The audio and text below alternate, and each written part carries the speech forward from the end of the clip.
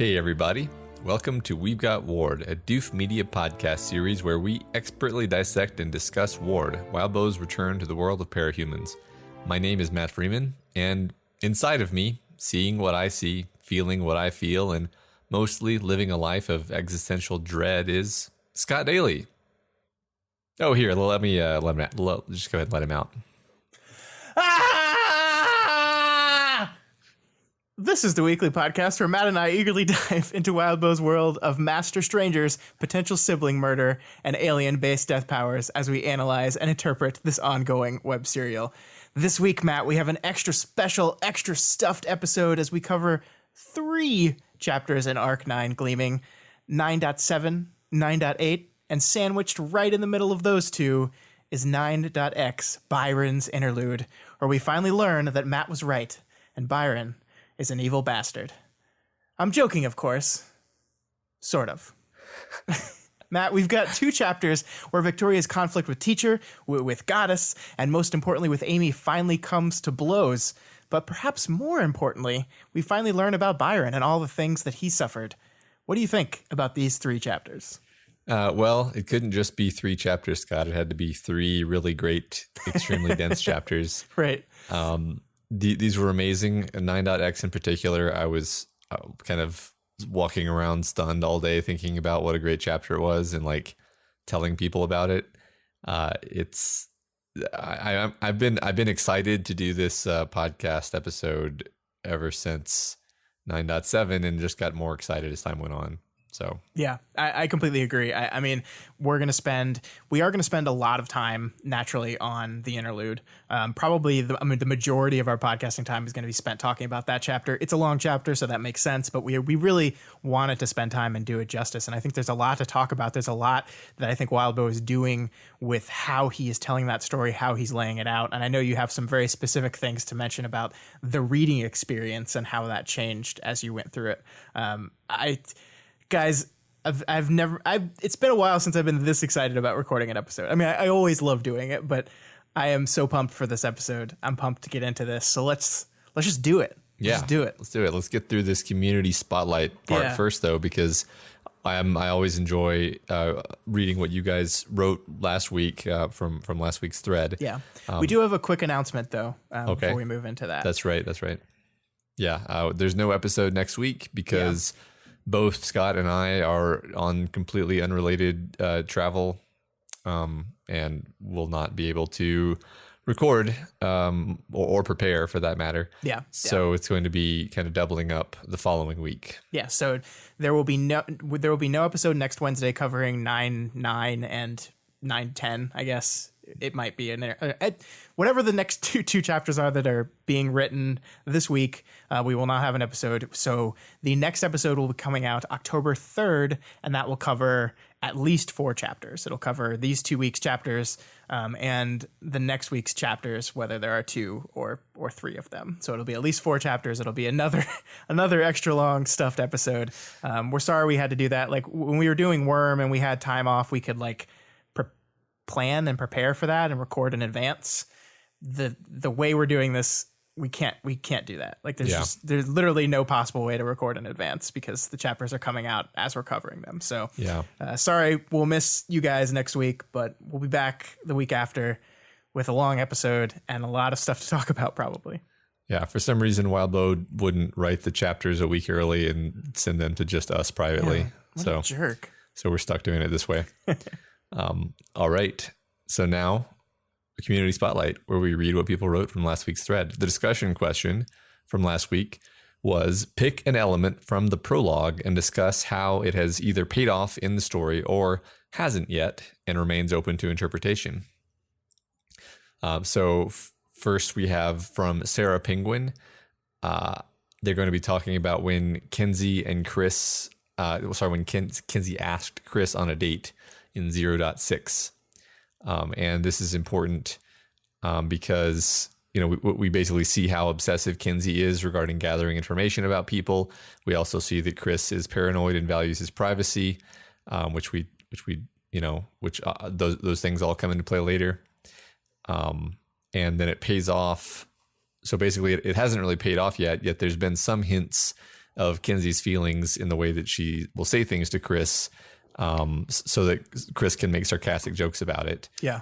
She also changed her name at the last second to a name he suggested, and possibly the way she got angry when he touched her bag was related to her feelings for him in some way. Yeah. And they also say that they have a theory that Kenzie has started puberty and is keeping it a secret from the rest of the team, possibly even using her projector to hide any physical changes. I think that's interesting. That is interesting. Yeah, I mean, I like the general nature of this response is the fact that, you know, we've seen Kenzie's close relationship with Ashley throughout the story so far, but Kenzie's relationship in the prologue of the story was set up to be with Chris more than anyone, and that hasn't really been a focus of the story, just kind of because of the nature of Chris. But you do see these little beats and bits where Kenzie still very much likes Chris and very much wants to make Chris happy as possible. I mean, that's her general rule, but it seems very targeted toward Chris a lot. So yeah, I'm interested to see where that friendship, relationship, what have you, goes in the future as we learn more about the mystery that is Chris. Yeah, me too. All right, next up we have Arena Venera, who wanted to talk about Kenzie's name, heart-shaped pupil, and how that kind of set up what we learned about her later. They said there's the straightforward interpretation that she's a surveillance tinker who loves everyone she looks at and watches everyone she loves, which would be a wonderful foreshadowing all on its own. But they also mentioned that heart-shaped pupils are a trope from hentai. I didn't know that. But there's a very inappropriate meaning that she probably wasn't aware of when she chose the name, which is funny because she tends to do that. And then, as I say, it turns out what you do know, Kenzie has a lot of trouble in the past with trying to show people she loves them and accidentally doing very inappropriate things she learned from the internet. There's also the fact that a pupil can mean student, and given that it's one of the major antagonists, it's called teacher. I think Arena Venera thinks there might be more payoff for the name down the road. And then there was a great comment on this from a user, Slice of Pie, who said that there's also the meaning that Kenzie literally sees relationships with people through a metaphorical heart-shaped lens, i.e. feelings of longing or caring, which they think is brilliant. And I agree. Yeah. I mean, and also, of course, the pupil is like the lens of, well, it's not the lens actually, but it's the aperture of the camera of the eye. Yep. I'm sure there's all kinds of meaning in all these names, but of course, yeah, as Wildbow does. Yeah. But I think we didn't know enough to really talk about that name in detail back in the prologue, so it's good to bring it up again. Yeah. Shinichi 07 brings up that they feel like an element of what's really paid off in a spectacular way comes to us from Glowworm 0.6 from everyone's favorite jackass Chris, mainly in an interaction where he says it feels like the A-listers are busy, everyone else is in the shadows waiting for someone else to break the peace and take the hate when they get blamed. And then Shinichi goes on to mention, like, look at what happened not even an arc ago. It wasn't a villain attack like Victoria suggested, but it was actually Victoria biting the bullet and letting her group be the one that kicked the hornet's nest, and causing kind of the escalation of events. And that's interesting because I don't think I'd quite connected the fact that they breached the secret to the fact that maybe that's why certain actors took the initiative when they did in these chapters. Yeah, that is an interesting view on it. I mean, I think you could absolutely say that Victoria and company, like, stepping out onto that stage, stepping into the limelight and drawing attention to themselves did absolutely result in other actors who might have been just sitting around waiting to step up and do things. That definitely happened. We kind of saw that happen with the other newscasts that followed it, where other capes are stepping up and defending things that happened and clarifying Gold Morning and stuff like that. So, yeah. Yeah, cool. I think so. All right. Stelhex wants to talk about the Victoria Madison talk at the very end of the prologue. They talk specifically about the part where Point Me at the Sky says she was right there at the end, and whatever she did, nobody will speak of it, at least not for now. Fill in the blank. Now she's gone, and you're still here. Gone? She retired, or she's dead. Gone. She is gone, point me at this guy says. And then Stelheck says, to be 100% clear up front, I do not think Taylor is making a reappearance, certainly not in any plot important capacity. But if Worm is about trauma and Ward is about recovery, wouldn't it be appropriate for the protagonist of the latter to confront the specter of the protagonist of the former? And of course, by specter, they do not mean literal specter, but metaphorical specter. They say that for a while I thought that Ward was very firmly leaving Worm behind, but the talk show made it clear that this wasn't the case. And the villains of Ward have pretty much all been master, so it makes sense that Wildbow is building up to the ultimate master for last, as a finishing touch maybe, an honest conversation about the horrors of Gold Morning, or a final, for the book, therapy session about the same, or a skinny young woman with curly hair and glasses who disappears into the crowd before Victoria gets a good look at her face. That's very interesting. Like we do have to remember that I think we at the time looked at this conversation with Madison as like Wildbow sending a very clear signal that Worm is done. This is a different thing. This is a new thing. We're moving away from Taylor. We're moving away from the events of that book. But we're also not, right? I mean, because the events of that book are still ruling over everything that happens in this story. And what Taylor did and what Taylor tried to build continues to influence how people move towards that recovery. So I think they're right that I definitely agree that Taylor is not going to make an appearance in this book, but I think they're right that the specter, the ghost of Gold Morning, the ghost of Khepri, is going to continue to have an influence on these characters and might play a larger role somewhere down the line, in a very, very metaphorical sense. Right. Yeah. I mean, I think I agree thematically because I see a lot of the themes of the story and a lot of the qualities of Victoria's character are either like extensions of or reactions to the themes of Worm and the qualities of Taylor's character. I don't personally expect to see a curly-haired young woman disappearing into a crowd, but no. Yeah. I mean, I'd probably be a sucker for exactly that kind of fan service, but I don't expect it to happen. Yeah, but I think Stelhex finishes up their comment with a perfect point, pointing out that one of the last things that Victoria says to Madison, now she's gone and you're still here. And that's the crux of it all, right? Is that this horrible thing that happened to you, this awfulness is gone, but you're still here. You still have to survive. You have to find a way to make it. And that's Ward. That's what it is. Yeah, right. That's the focus. Right. Yeah, that's perfect. Beautiful. Yeah. David L. Hunt says, brings up the point that Chris was doing a bunch of research on traveling to / exploring other worlds in his Glowworm chapter. And we haven't seen anything yet that explains it, really. Was it a way to bring in the horrific Scion caused contamination and like a hint that this is the source of his power or something else? Yeah, I mean, that's fascinating. And I had also completely forgotten about that fact. Why would he be hunting in other worlds? Yeah, that's very true.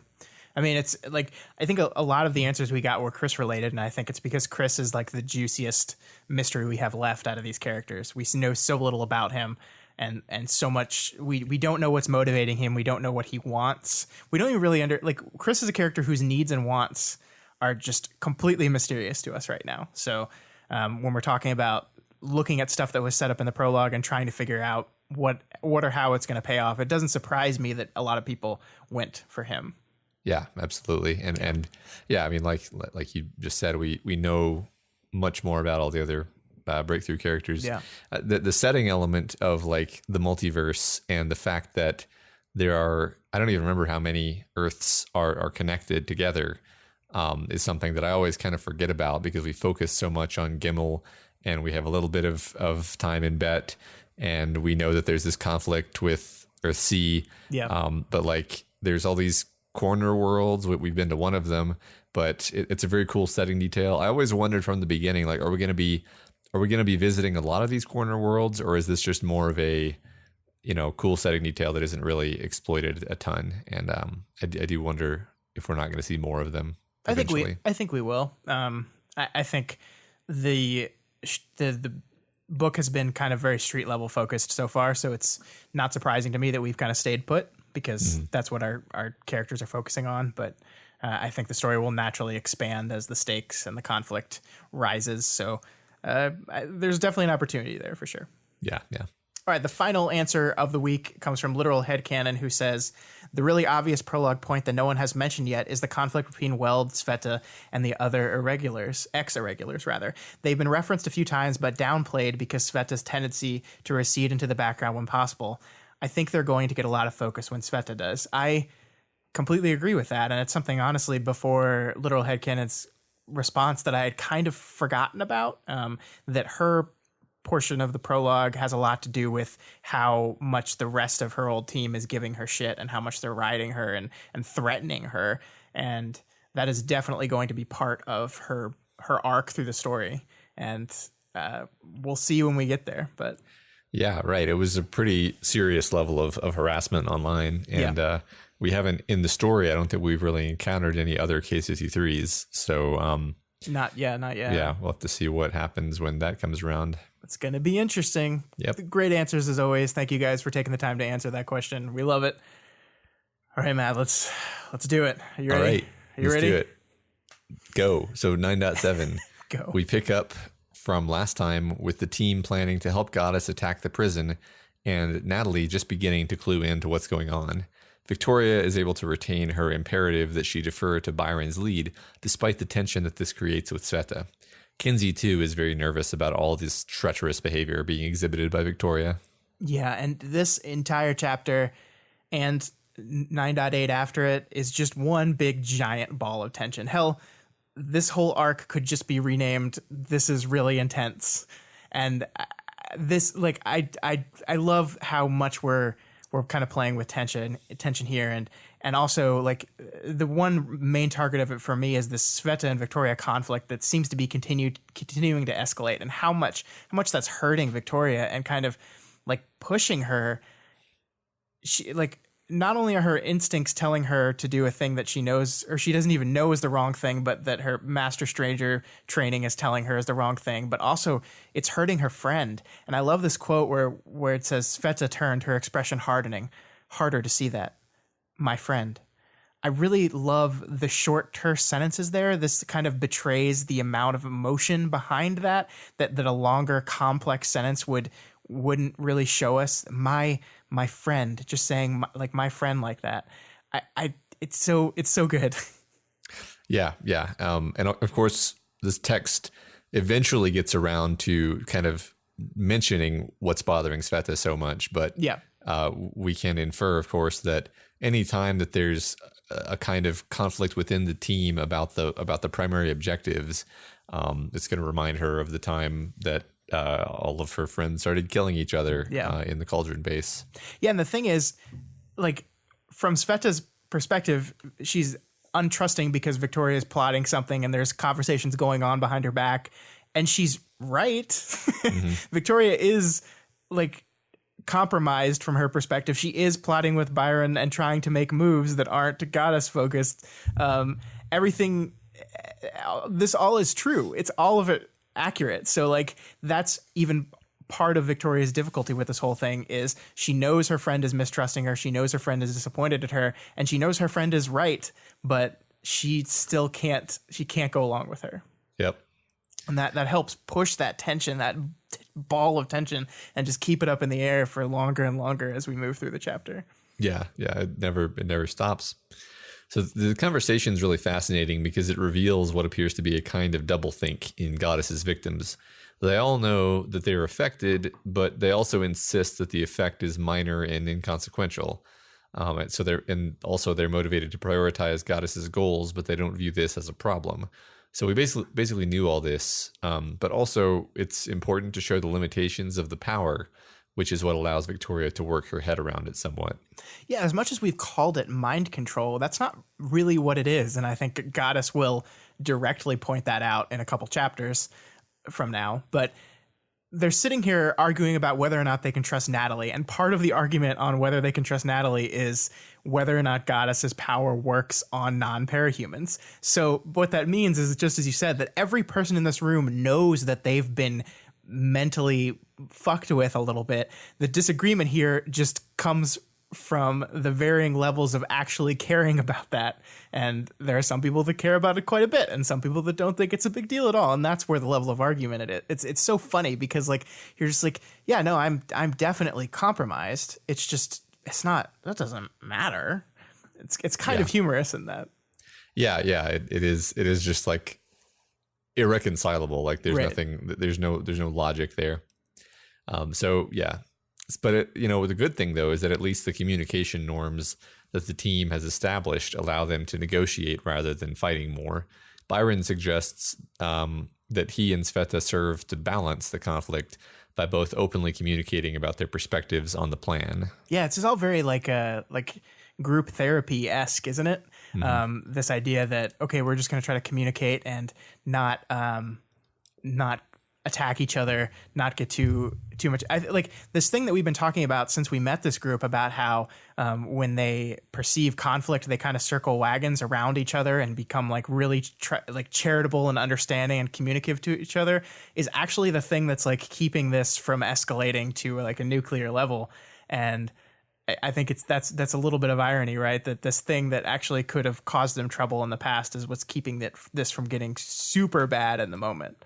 Yeah, absolutely. I mean, it's explicitly that they're able to have conflict in a productive way, which is something that they're kind of really practiced at, actually. Yeah. So yeah, it's pretty great. It also really helps that Sveta's kind of natural reaction to perceived betrayal isn't anger, just sadness and disappointment. Like there's this moment where she says, "What's going on with you, Victoria?" Her face showing something closer to pity or disappointment. And then a bit later, she's having the same conversation with Byron, and Sveta's response to him is, "I don't want you as an enemy either, Byron. I feel like I haven't even gotten to know you." And she says that in a small, sad voice. It's like she's not even mad at what's going on. She feels betrayed, and she's so disappointed and sad about it. Right. Yeah. It's fascinating because she thinks that like she's obviously in the right, and they're obviously like betraying her, which is kind of the opposite of what's actually happening. Mm-hmm. That's why the power is so messed up. I mean, I still feel like this is a pretty messed up power. Oh yeah. Oh, I completely agree. It's terrible. And we're kind of watching it like tear them apart and seeing how upset Victoria is at the perceived betrayal to her friend. It's really rough to read. It really is. Yeah. We talked about that last week a little bit. Yeah. So Kinsey explains a few options for interfering with teachers' portals using the stolen tech. The plan that she ends up going for involves broadcasting a signal that skews teachers' ability to place his portals, causing them to be placed underground and thus failing. And it's supposedly subtle enough that they won't be able to figure out what's going on. And of course, as she's explaining all of this, she's using an analogy to cameras and light. Yeah, this is a bunch of like tech mumbo jumbo that is explained just clearly enough that both Victoria and dumb Scott get it without having to really get it. So I think it's challenging to do that, right? You want to build something that seems sufficiently complex that it feels real and like something that her power would be able to do, but describe it to your stupid readers like me in a way that makes enough sense where you're just like where you're not like, wait, what? And I think that it's a perfect way to do it, and I think Kenzie's like the perfect character to have that responsibility so often because she's a little kid, so her explanations are going to be kind of naturally simplistic. Yeah, well, and she's also like, it's also comedic because she's explaining it all in terms of cameras, even if she didn't even have to really explain it and could have just been like, yeah, I'm going to broadcast a signal which skews the location of the portals. Right. But it's Kenzie. It has to be cameras. It has, and also she wants everyone to understand because she's kind of showing off actually. Right. And she's so delightfully excited to be getting to do this. And it's times like these where I remember that like the stuff that Kenzie loves to do the most and gets her the most excited is probably like some of the least healthy stuff for her ongoing mental health. But I can't help but get swept up in the excitement at times like this. Like look at this moment where like Victoria guesses something and gets it wrong. And Kenzie's like, it's good that you're thinking along those lines though. Kenzie said, like an instructor applauding her student for trying. Mm-hmm. And then later on where she's thinking of an idea, and she says, maybe we could. She made a bit of a face, scrunching everything up, and it's just so adorable, and you can't help but be just like, oh, Kenzie. Yeah, right. But also, oh no. Also, like, yeah, the undertone of horror, because you're like, Right. oh, but also the reason she's doing this is because she's been brainwashed. Right, exactly. It's and I think Wildbow plays with that really effectively, because you're like kind of torn. Like this, a lot of these chapters are very much you being torn between your kind of natural emotional reaction to something and the truth underlying it. Yeah. Was this me? Yeah, this was me. Yeah. Okay. Yeah. So there's this one part that I wanted to really touch on here, where Kenzie says she's our network hub. She can lead, and the response is, we don't have a way of getting in touch with her. And Sveta's response is, we have a way of getting in touch with Chris, and Chris is with her. I'll call him, Kenzie said. Don't. Just, Byron started. He trailed off looking for me for help. And this interaction, I think, like best represents the kind of chess they're playing with each other right now. Nobody in this room trusts each other. They all think the other person is like scheming against them. So they're like subtly trying to push each other in directions, and they push as far as they can before they have to offer an explanation for why not that doesn't make sense, and then they have to step back, and that happens on both sides. We're about to get to something else where it happens on the other side, but I love this, like, this kind of push and pull where if we go too far over this boundary, a fight's gonna happen, so we can't push that hard, so we're just kind of at a standstill. It's really great. Yeah, this concept of like a deadlock of conflicting priorities, I think, is a concept that we're going to see more of. Yeah. In the next chapter. Yeah, for sure. So yeah, so Byron finally manages to get Natalie alone, and presumably explains to her exactly what's going on. It's kind of a shame that we missed this interaction, but obviously we had to. Yeah, it's kind of a structural limitation, but it makes sense. And this is what I was talking about. This is like the exact opposite of what I was just saying, where the game of chess they're playing, Sveta can't come up with a good enough reason for why Byron and Natalie stepping outside is a bad thing, so they just have to let it happen, just like Byron can't come up with a good enough reason for why they shouldn't be calling Chris, so he just has to step back. And it's like that just kind of, they're like playing a game of chicken against each other almost, and they know something's going on, they know something's up. Sveta knows that they're doing something, but she doesn't have a reason enough to push against them without just fight time. So it's like this wonderful stalemate that I love. Yeah. With no real like ability to resolve it, which is why it's so dismal. Yeah. So they call Chris to try to get in touch with Goddess. He is in vulture roadkill form and covered with eyes also. Oh, the old new Chris form descriptions that always leave me like, what? Before we go on, I just wanted to remind everyone that Goddess is always kind of just an annoying little shit. Like there's this line where she's talking about how Victoria's explaining that the marksmen against her were not very coordinated and they weren't very good. And Goddess is like, they weren't marksmen or coordinated strikes because his focus was and is on me. Even now, those assholes move against us. I've tapped other resources. And she just comes like, I love that Victoria originally described her as this kind of like spoiled prep school kid, right? Who's used to getting her way. And I think that really comes off in this dialogue here. Like she so much of what she says and what she does seems to be affect, like she's putting on a front, but then a little bit of her like true personality kind of leaks through, where she seems like she's on the verge of a temper tantrum, like those assholes, like she's just so annoyed and mad all the time. And I just love how that kind of sneaks through with this dialogue here.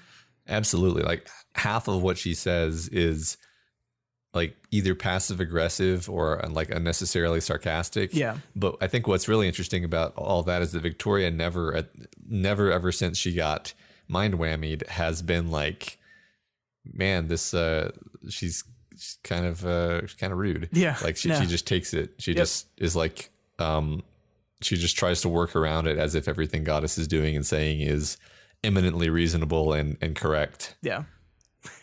And not performative bullshit. Yeah. It's really great. Yep. So we then do a relatively unusual like POV shift where we're now following the activities of some of the prison guards.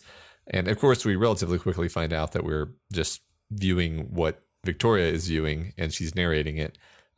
But it takes a few paragraphs for that to become crystal clear. Yeah, and it's not the first time Wildbow has done that in this book, and it probably won't be the last either. I continue to really like it because it serves as like a really minor way of cheating our perspective lock while still existing within the bounds of it. It doesn't break the rules; it just kind of bends them a little bit. Yeah, and it's organic and it doesn't feel weird. Yeah. Just as we're peeking in on these folks, we are getting a little bit of the flavor of what the prison is like. Johnny in building C, room 4, ate his own hands for biomaterial. And then he just continues to talk as if that was not a crazy fucking thing to say. Yeah. Just another week, another scary as fuck power that's casually mentioned like it's no big deal at all, and we just move on with our completely normal lives. Yep. I just love the idea. Anytime we get to peek in on what the mundanes are doing, like I would just love like the mini series of what the PRT officers have to deal with. How was work today, honey? Well, fucking Johnny ate his hands again, so we had to deal with that. Yep.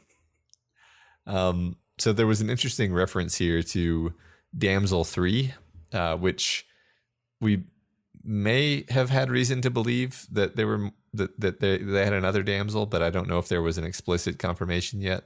Yeah, to me, this was just like the prison trying to rationalize the fact that they saw damsel on TV, because they know that 2 damsels are in their prison, so that can't be them. So there must be a third one, because how would one of our prison damsels be on television when they're definitely still in our prison? It's this hilariously wrong assumption, but like a really fair one to make, because like, what is the alternative? The alternative is that damsel is just able to leave the prison anytime she wants. This does confirm, I think, for us, we were kind of wondering, did they ask the prison for permission before they did this? And it seems like no, they just kind of had her show up there and let the warden probably lose his fucking mind when he turned on the TV and saw his prisoner standing up there. Yeah, I'm going to have to reread that and figure out what exactly is being communicated there. The thing that really surprised me about this part is they say that the Damsel 3 appeared on TV 24 hours earlier. And that was the moment where I was like, whoa, holy fuck. The television, the hard-boiled episode was a day ago. This has been Victoria's day from hard-boiled till now. That's a shitty day. Yeah. That's like an episode or season of 24 shitty day. Yeah. Yeah, we're cramming all of these life-changing interactions in pretty quick there. Yeah. So Breakthrough banks on the suggestibility of the teacher thralls and sends messages to a guard telling them to go radio silent and to deactivate the ankle bombs. The guard goes and tells the warden and the deputy warden, who are also compromised. Meanwhile, Byron communicates with Foresight, who are feeding information to Crystal Clear. You just can't get good help at your superhero prisons anymore, Matt, especially when like a mind-influencing supervillain is hanging around. Yeah. Maybe if they gave good enough dental, but no. Seriously, though, I think this whole scene is kind of like very heist-like in tone and rhythm. Our characters are like watching this unwitting mole betray all his friends and work for them. Things keep going wrong, and they have to kind of adjust the plan on the fly to figure out how to serve their goals. It's this pretty good kind of tension-building scene that manages to hold that tension, even though it's really just our point of view character standing in a room looking at a television screen. Yeah, no, I agree. This felt very Mission Impossible with you've got your tech person, Kenzie, sorting everything out. You've got the plan for the actual heist going underway, and right now we're cutting to like what the security guards are doing in reaction as the plan begins to unfold. And yeah, it's very it's wonderful. Soderbergh, get your heart out. Yep. So here we see a little bit of Victoria's thinking here, and she's thinking, my hope was that by having Goddess there, we could seal her in and scramble the signal. We had people on the inside we could reach out to, but my real hope was that her power would be of the wide-reaching sort that didn't reach through dimensions. if we could cut off the flow and close the doors, maybe this alleged influence would slip away. Breakthrough would be free. So I thought this was really interesting because we're actually seeing Victoria think of a plan that is actively against Goddess here. Not just, I will listen to Byron, but here is my own personal plan to trap and escape from Goddess. So I wonder if this means that she's gradually breaking free of the control in a more general sense. Yeah, this really jumped out at me too. My guess here would be not that she's like specifically breaking free, but when she's in like Victoria plan mode, she's more able to resist the influence that at other times. Like her Goddess's brain aligning seems to play off your instincts, right? Like you instinctively want to do this instead of what you would normally do. And Victoria's like warrior monk persona actually makes her one of the best people to resist that kind of compulsion. And I think that's what we're seeing here. We're seeing her shift into that planning, organizing warrior monk type thing. And it's not surprising to me that in that mode, she's able to resist the pull of her instinct more than in other ways. Yeah, that makes a lot of sense to me, particularly because of the way she phrases this. It makes it seem like she's considering it as like a hypothetical problem-solving exercise. Right. Like particularly the word alleged influence. Like her mind won't even let her think like, I'm going to sever this compulsion that's acting on me. She's like, well, Master Stranger protocols and Byron says there's a compulsion, so assuming all of those things, this would be the plan to solve that problem. Yeah, I like that framing a lot because that's kind of a way of cheating the influence without actually doing it. Yeah. Yeah, right. It's a very She's not so much confronting it as like thinking around it. Yeah, exactly. Yeah. That Victoria, she's smart. Yep. So they shut down the power to the prison and they succeed in getting the guards to turn off the ankle bombs. Shortly after, Goddess arrives at Breakthrough's base with Amy. Oh, shit. There goes your cool heist plan, Victoria. Yep. I really love this, though. I love their entrance. Goddess was as dry as a bone as she stepped into her headquarters. Amy was a step behind her, looking less confident than I'd seen her yet, before or after everything. First of all, the detail of Goddess walking in completely dry and confident is perfect. And then we get this beat of Amy walking behind her, Amy looking terrible. Mm-hmm. I think by the time we finish with this whole Goddess portion of the story, we're going to look back on these moments as kind of a very important teaching moment for Amy. She's going to learn some things here about what real restitution looks like, about what forgiveness is, about how you go about asking for that forgiveness and having these conflicts. She's going to get a pretty big lesson. And I think we're seeing her back now and we're seeing her kind of in rough shape right now, and it's about to get a whole lot worse. Like she's already had lesson 1, and now it's time to move on to lesson 2. And oh boy, well we'll get there. She hasn't really been open yet, but she's gonna be. It's gonna be forced open, ripped open. Yep. So, why are we going? I asked. I met Amy's eyes. She looked away. Because I was told most of you were there to talk to me, and most isn't good enough. You'll all stay with me until I'm sure I don't need to be concerned about any of you. I don't think you need to worry anymore, Byron said. He sighed. He switched to Tristan without a second thought. I could see Tristan's expression change as he realized he was free. It started somewhere in the neighborhood of anger, and it became something closer to fury. So this is like the best ending of a chapter ever? Sure, yep. Let's say ever. I just love like the way this plays out. The sigh as we end that paragraph with Byron as he says resigned. I don't think you'll need to worry anymore, and he sighs. And then the next line you read, he switched to Tristan, and you're just like, no. And it's just like a perfect way of leading you into this devastating cliffhanger of an ending. And then, of course, we set up Tristan's anger, which carries forward into our interlude, but also right into the next chapter after we pick up after the interlude. It's just fantastically well done. I remember like reading this and literally like audibly gasping at our one guy who we thought, okay, at least he's the one guy that isn't influenced, and he's the one guy that's helping Victoria, and if there's a way out of this, it's gonna be through this guy. And then nope. At least there's hope oh, No. yeah. And so, like you said, in terms of leading into the next chapter, what we've got going on is we've been much more predisposed toward Byron by the last several chapters than we had been at any point of the story, because Right. he's basically our rock. Predisposed against Tristan a little bit because we know he's compromised, and then the chapter wraps up with him being absolutely furious at the fact that he's been kept inside, even though we know it was for the best. Right.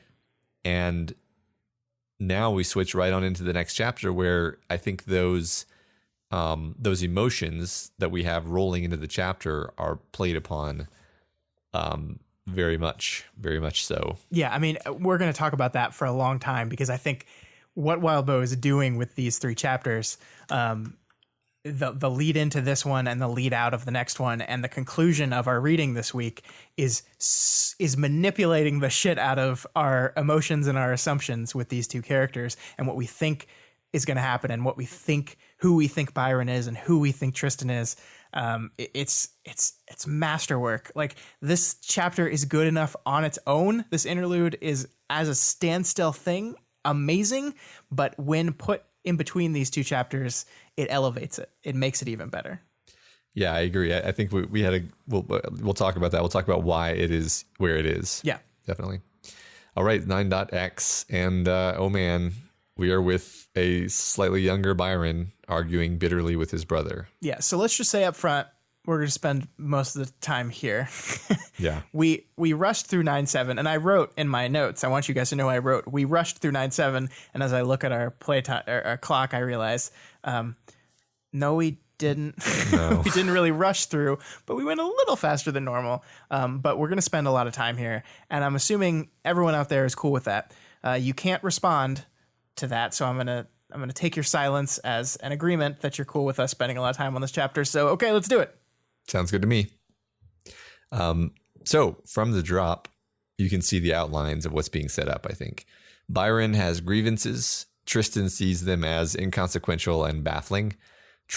Byron sees Tristan's dismissal of his grievances as part of the problem. Tristan sees Byron's demands as too invasive and controlling. There are 2 perspectives here and 2 sets of justifications, but we only see Byron's. Absolutely. That is the most important thing to remember throughout this entire chapter. Wildbow places this argument as the instigating point of the chapter. This is everything that happens in the rest of the chapter starts at this central disagreement between our 2 characters. So we need to get in there and we need to study it.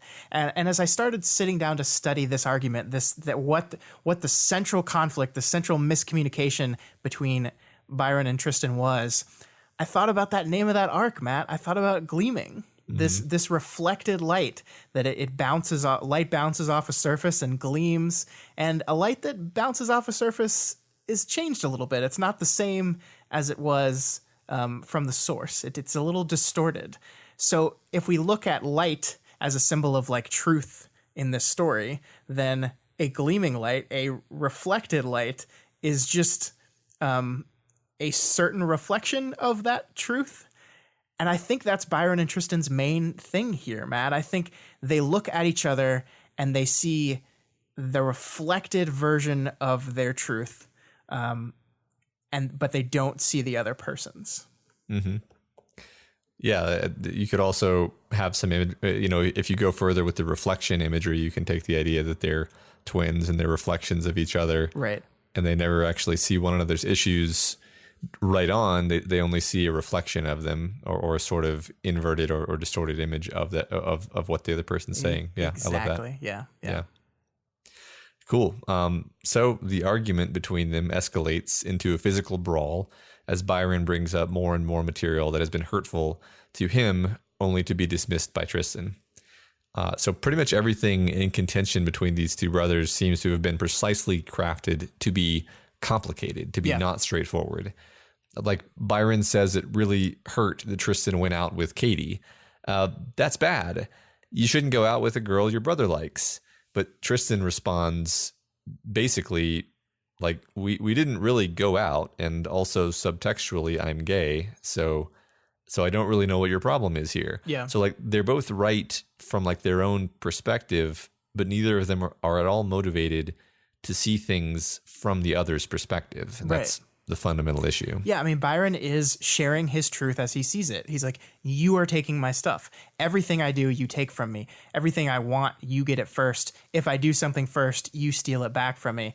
But yeah, he's like, Tristan is not interested in Byron's perspective on this at all. Like he's just not. But Byron really is also not interested in Tristan's perspective at all either. Like this one beat here, that's what it was all about. It was going together to the stupidest fucking movie. It was one thing. It didn't matter. And Byron's response, it mattered to me. And that's the central disconnect between these two characters, that I think it doesn't matter. You think it matters. And we refuse to see why the other person would think that way. We're not interested in doing it. And yeah, like, Tristan comes off as kind of a dick here. He absolutely does. His level of dismissal of his brother's issues borders on gaslighting at times. He's like accusing him of being insane for thinking these things. But I don't think, like, I think it's very easy to fall into Byron's point of view, and this comes from this place of like genuine dislike or complete disinterest. It's just that they have completely different priorities and completely different ways of looking at the world. And I think a lot of what Tristan does comes down to a deep-rooted insecurity in his heart. And it is this insecurity that I don't think Byron ever sees, ever. Yeah, well, Byron never asks why Tristan is behaving that way, right, why he's doing that. And also, yeah, I don't think that Tristan is gaslighting. I think that it's very easy for Byron to dismiss it as such, but I think that's just how Tristan sees it. Right. Yeah. Yeah.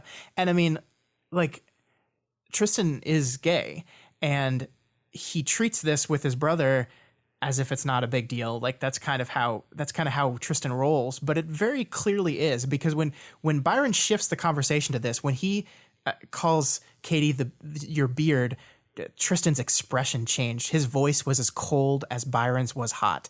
This argument just escalated. It stopped being Tristan just thinking, this is stupid, this is silly, you're being ridiculous, and it suddenly becomes something else. It becomes serious now because he just took it there. And then Byron's response to this is not great, Matt. He says, they know, everyone fucking knows, because you're really fucking bad at hiding it. It's why they treat you with kid glove and give you the extra attention while you figure yourself out. So Tristan is not out of the closet. Like, he has not said to people, I am gay, at least not officially.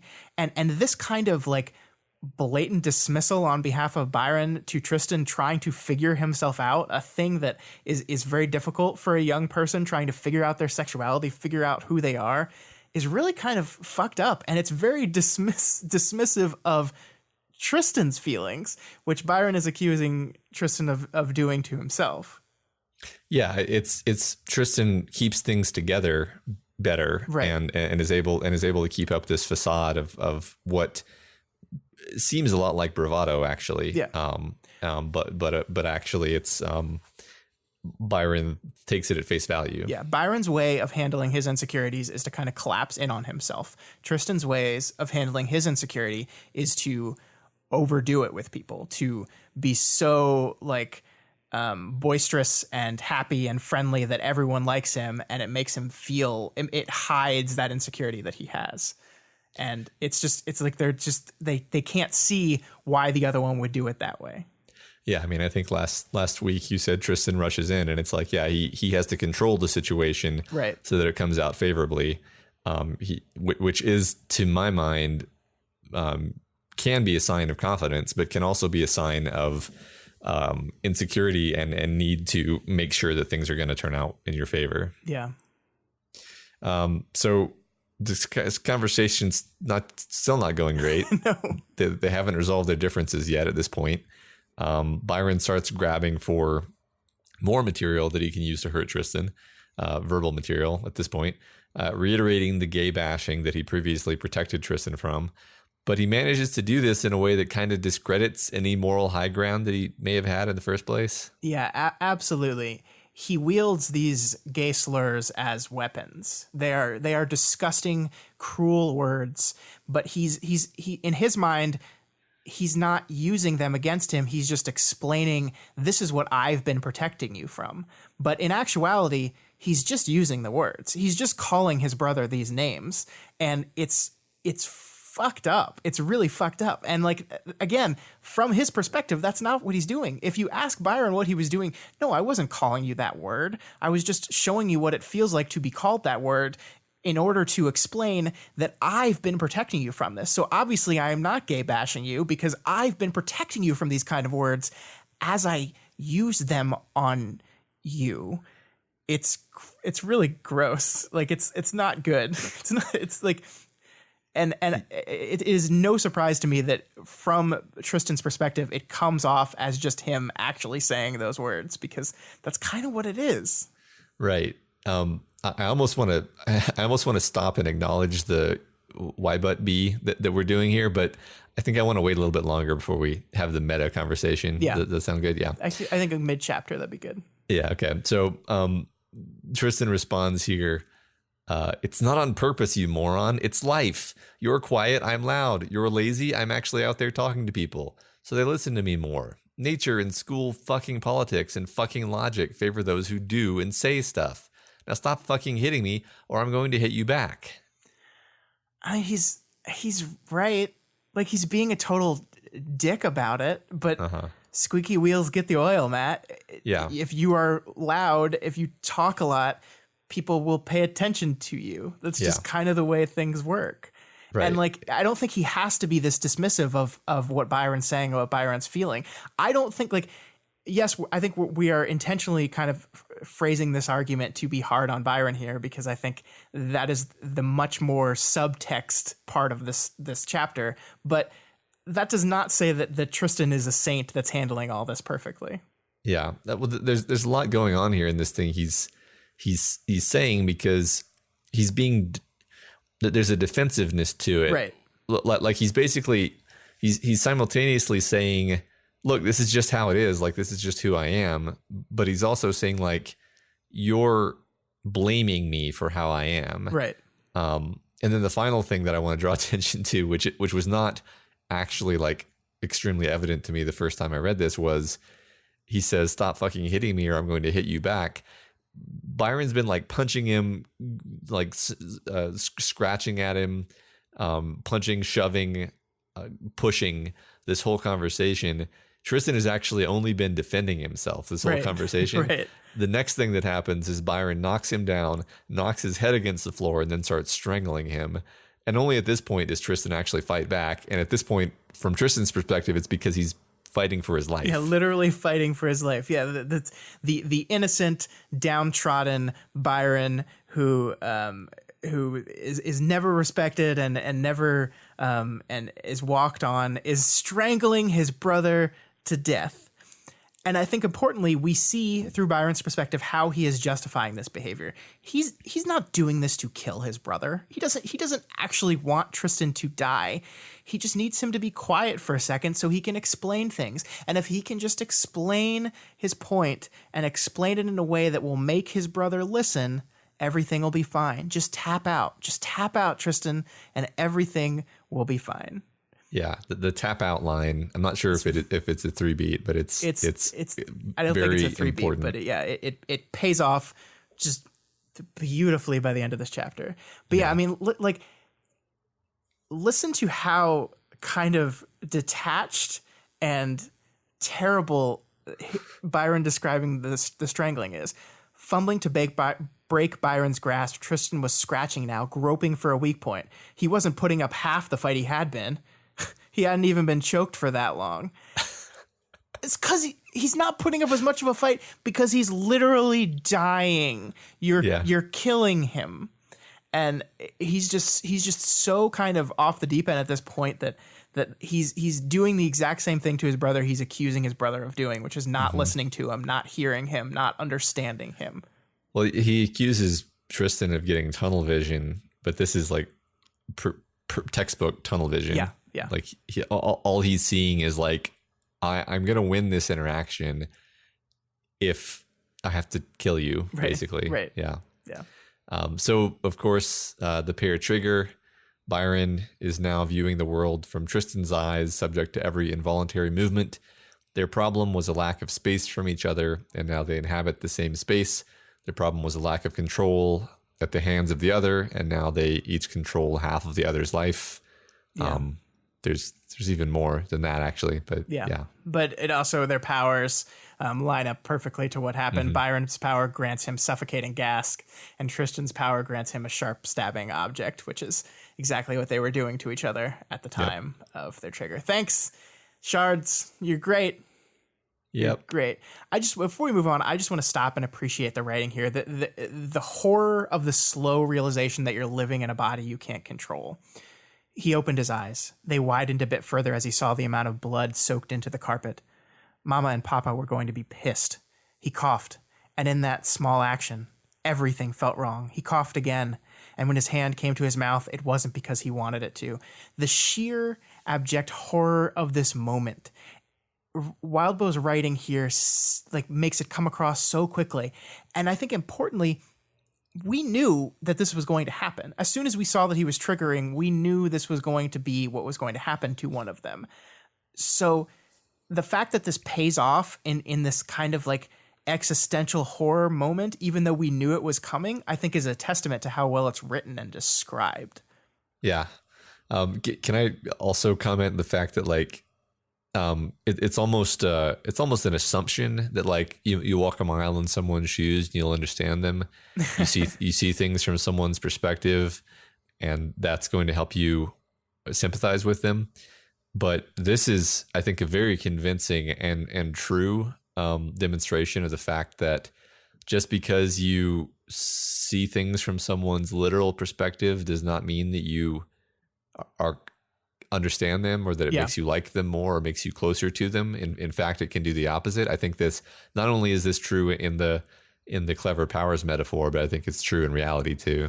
Yeah, I agree. And I think one of Byron's biggest flaws throughout this chapter is the assumption that because he sees through Tristan's eyes and because he feels what Tristan feels, he knows what Tristan thinks. And that's not true. It's just not true. Yeah, no, yeah, certainly, and vice versa. I think. Exactly. We got to be unfair to Tristan too. We have to.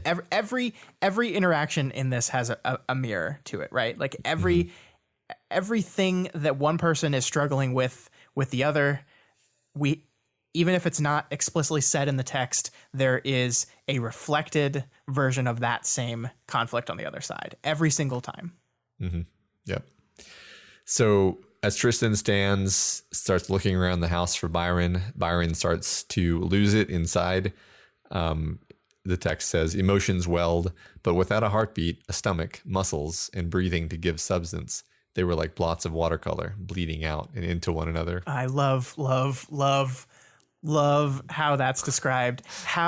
How do you put words to a sensation that is almost indescribable because it's one that like nobody ever has? Right. Like how do you put words to that in a way that gets across what it must be like? This is how. Right there. Blots of watercolor bleeding out into one another.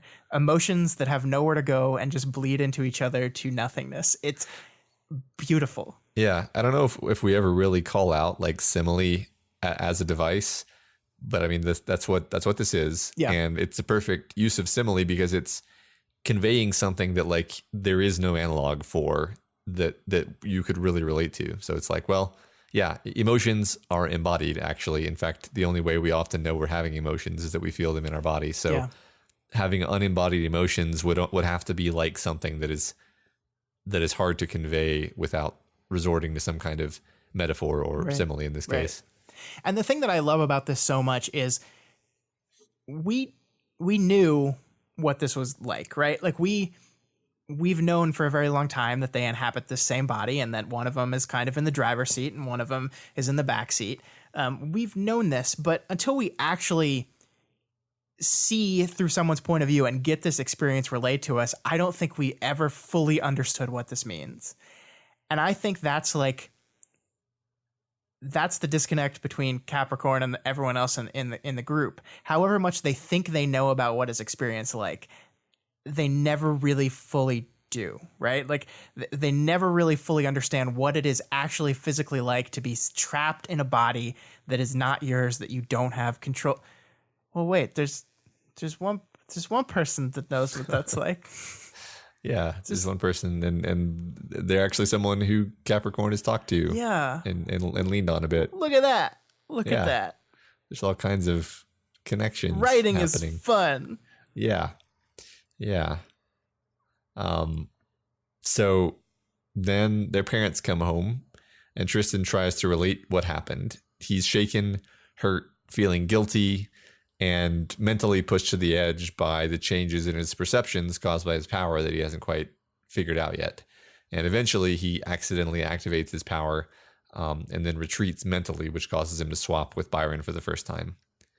Byron gasped, much as if he'd surfaced after being held underwater for a very long time. He found his breath, and then he screamed. Neither parent could do much more than stare. So much of how these two brothers handle their situation centers around their differing personalities, perspectives, different wants and needs. But I wonder how much of what the relationship was going to be like in the same body was defined by who was the first one to be free and who was the first one to be trapped. You know, Tristan has time to kind of figure out what's going on. Byron comes out screaming. Tristan was the first one in control. Byron was the first one trapped. How much does that initial state of their shared embodiment affect the view between the two of them and between people around them of who they are and what's going on here? Yeah, no, I agree. And I wonder what, the first few hours of this were like before they established the rules, right. when every time one of them handed it off to the other, they didn't really know when they were going to get control back because they hadn't had that conversation. It must have been just an ongoing horror for some time. And then, the kind of thing that it's not like, and we know this because we're watching this happen. It doesn't stop being a problem once they form rules. It's still hell. And that's kind of what Byron is showing us. Yeah.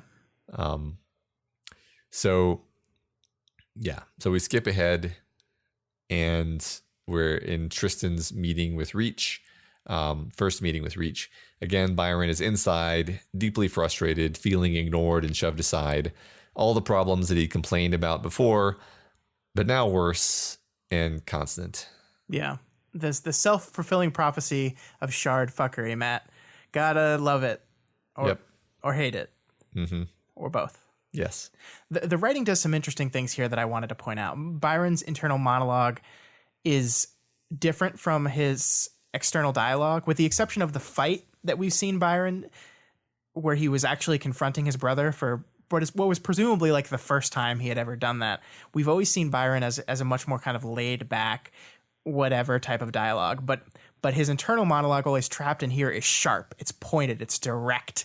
It's angry, and it's commanding. It's everything that he doesn't usually project outward, but it's what we see on the inside. And I think that's a nice little detailed touch to me. Mm-hmm. Yeah. And then there's this moment where he's describing.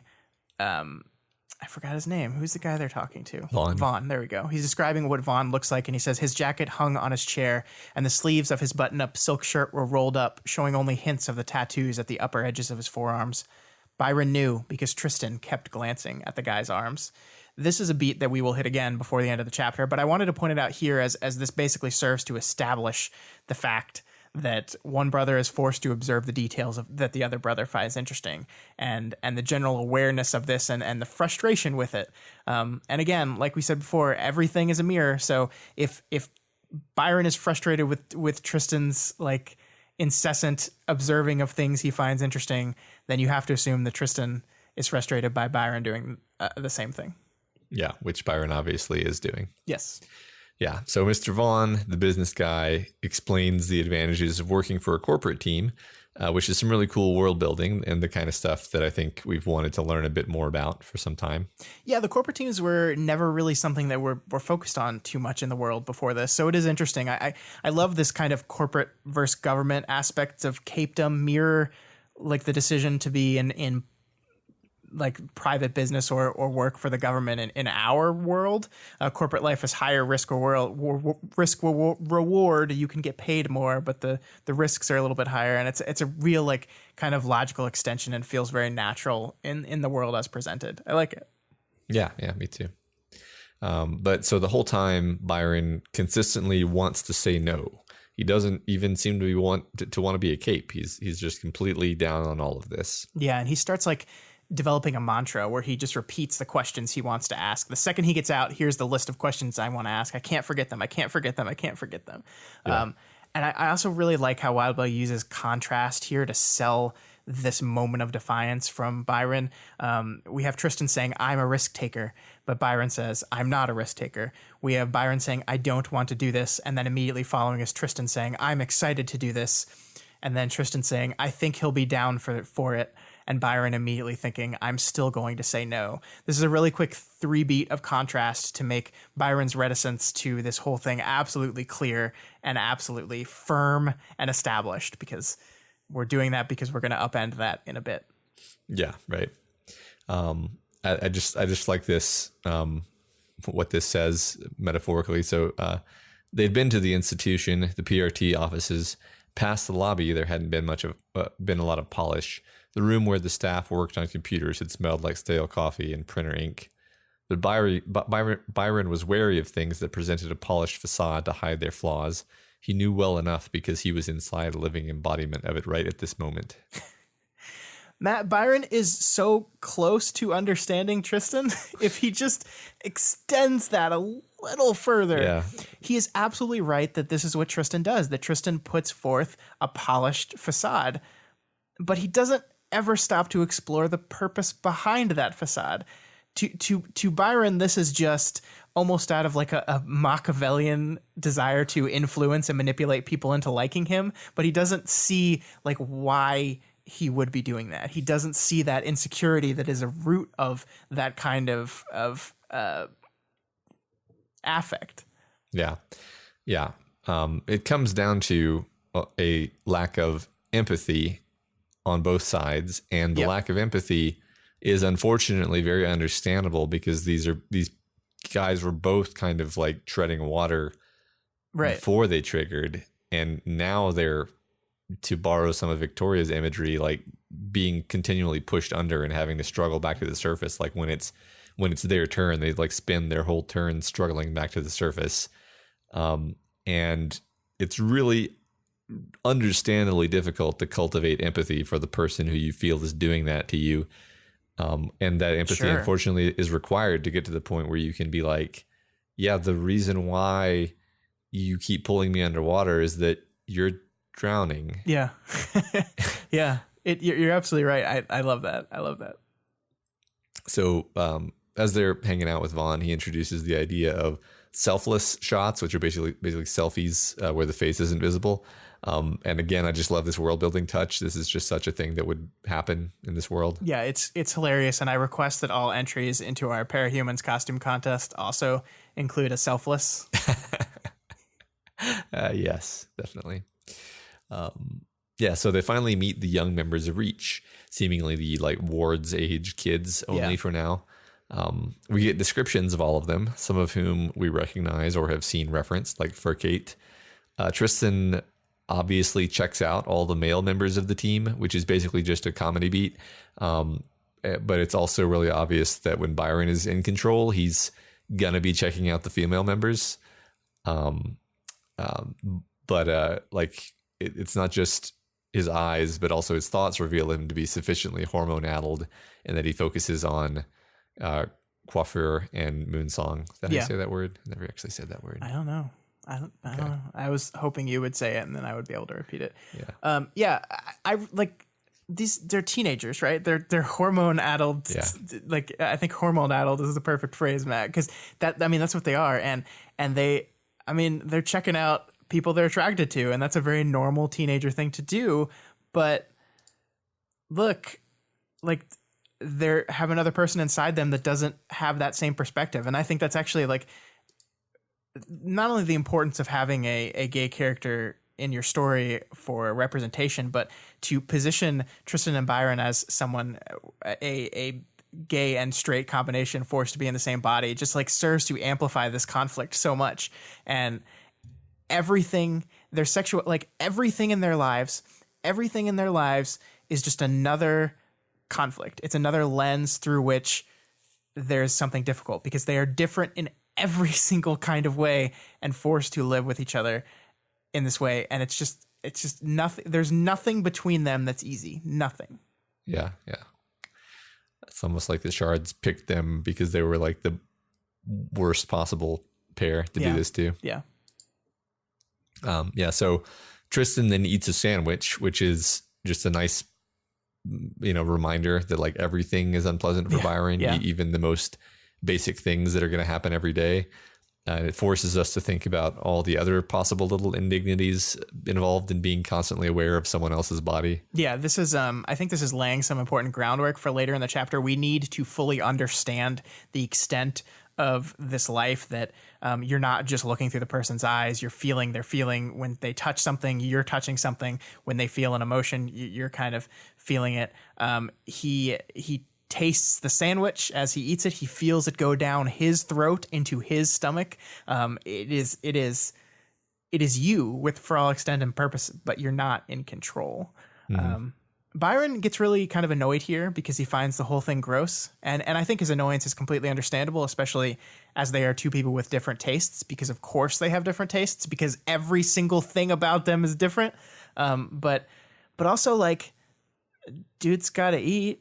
Yeah. Like you can't just not do it. You can't just not eat. Right. Yeah. This is yet another thing where it's simultaneously understandable that he would be annoyed, but also like, hey, just try not to be annoyed about this because you're doing the same thing to him on the flip side. Yeah. Yeah. It's like, he's breathing again, Matt. Yeah. Really. Yeah. I don't want to take a breath right now. Right. So there's some layers happening here. So I'm gonna read this. All right. His thoughts were a storm of fuckery, of vitriol and plots to get his brother back, to maybe finally get through to him and score one win, when Tristan realized that his selfishness in this moment had cost him a chance to sign up with his team. Meanwhile, oblivious, Tristan made another sandwich, then put it in the press. He plated it up, grabbed some napkins, got another drink, and then sidled up to Furcate, who was grabbing what looked like lemon drop candies of the sort grandmothers might buy and keep in a ceramic bowl, collecting dust. "Do you have a preferred pronoun?" Tristan asked, voice quiet. He's not oblivious. He would notice things you didn't notice, Byron. He's just paying attention to different things. Yeah, it's weird. He probably didn't even want the sandwich. It's so weird how Byron says that Tristan is this oblivious, selfish guy that cares about nobody but himself.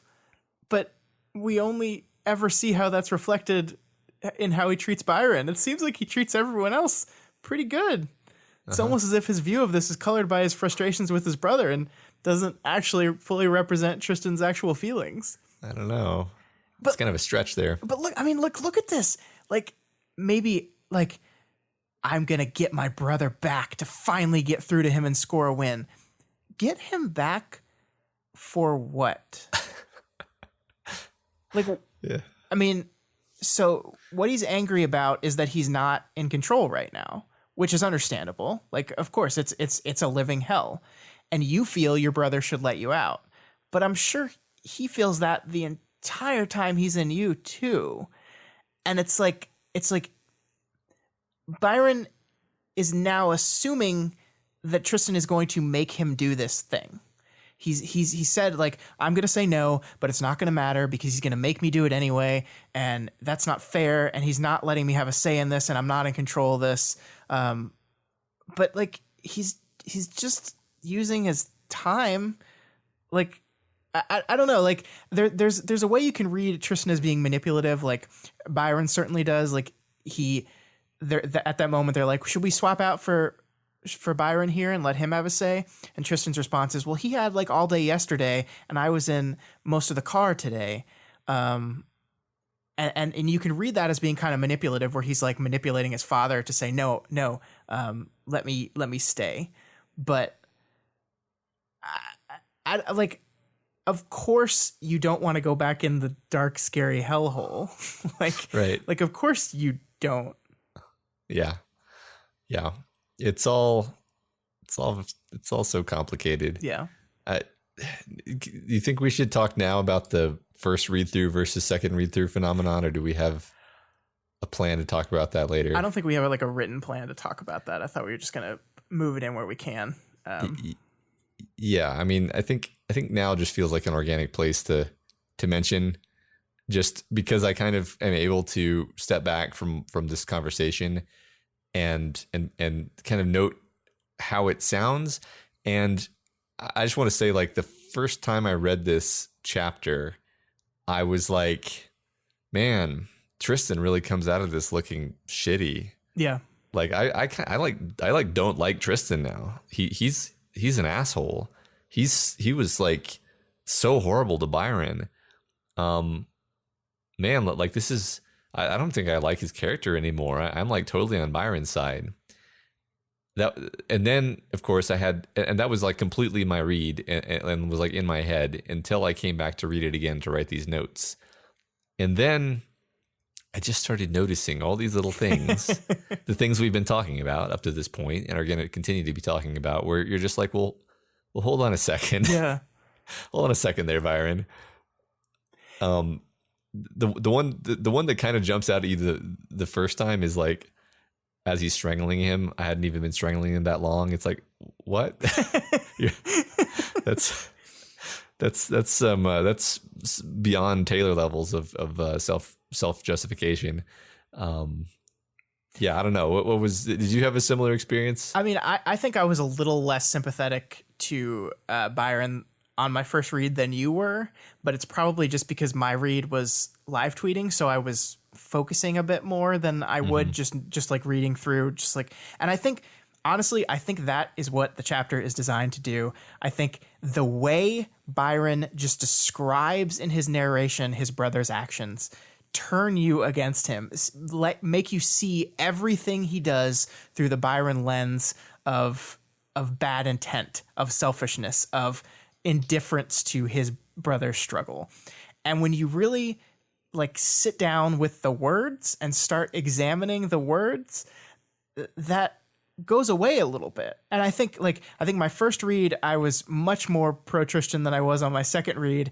And I think by the time I got around to my third time reading it, I found myself like just in the middle, right? Where I was like, okay, one was an extreme reaction one way, the other was an extreme reaction the other way. The truth is probably somewhere in between, where they're both kind of being assholes, and but we are experiencing this through one person's perspective, and therefore the lens in which we view his brother is distorted by Byron's assumptions and his hatred of what he perceives to be his brother's indifference. Yes, I agree. I think like the final where I come down at this point is like, this is just like a tragedy. That there's no, I don't blame anyone. This is just a sad situation. Well, and that's the weird thing with blame in this situation. I mean, these are two human beings put in a situation that no human being was ever supposed to be put into. No one on this earth is equipped to deal with the kind of things these teenagers are having to deal with. So to blame them for having bad reactions to that seems a little bit ridiculous. It's like they're just trying as hard as they can and coping and doing the best they can. And yeah, they're fucking up, but the brain is not equipped to deal with stuff like this. It's just not. Yeah. Right. Yep. All right, let's make it worse. Let's do it. Let's just pile it on. Yep. So as they're meeting with the team, Moonsong scores some points in Byron's book by demanding that Tristan let Byron out as soon as she becomes aware that he's in there. And after half a chapter of stewing about how he's going to say no just to thwart his brother, her smile changes his mind. Hormones, Matt. They're a magical thing. Yep. Here's the thing, though. Tristan says earlier in the chapter, Byron will probably join. And Byron's gets mad about that. And he says he's only saying that out loud because he I can hear it, and he knows that'll make me harder to say no later, which is an assumption. He doesn't know that that's actually why his brother's saying it. And if I say no, he'll make me do it anyway. Saying no is pointless because he'll make me do it anyway. But he doesn't say no. Yeah. So when Tristan said Byron will probably end up saying yes, he was just right. I mean, he was just right. Did Byron ever communicate to his brother, I don't want to do this? I don't know. At least not not in the scenes that we were privy to. Right. Yeah, good point. Did like Byron I think Byron is a very empathic person. He is probably more so than his brother in tune with what people want and with what people think. But his mistake in this is assuming that everyone else is just as perceptive to these things than he is, and if they are not picking up on the things that he is, then they don't care at all. At all. No, I think that's a pretty common failure mode in human beings to be like sort of the little red hen mentality of like other people aren't appreciating what's happening here, and it's like, well, maybe they're just not noticing it. Yeah.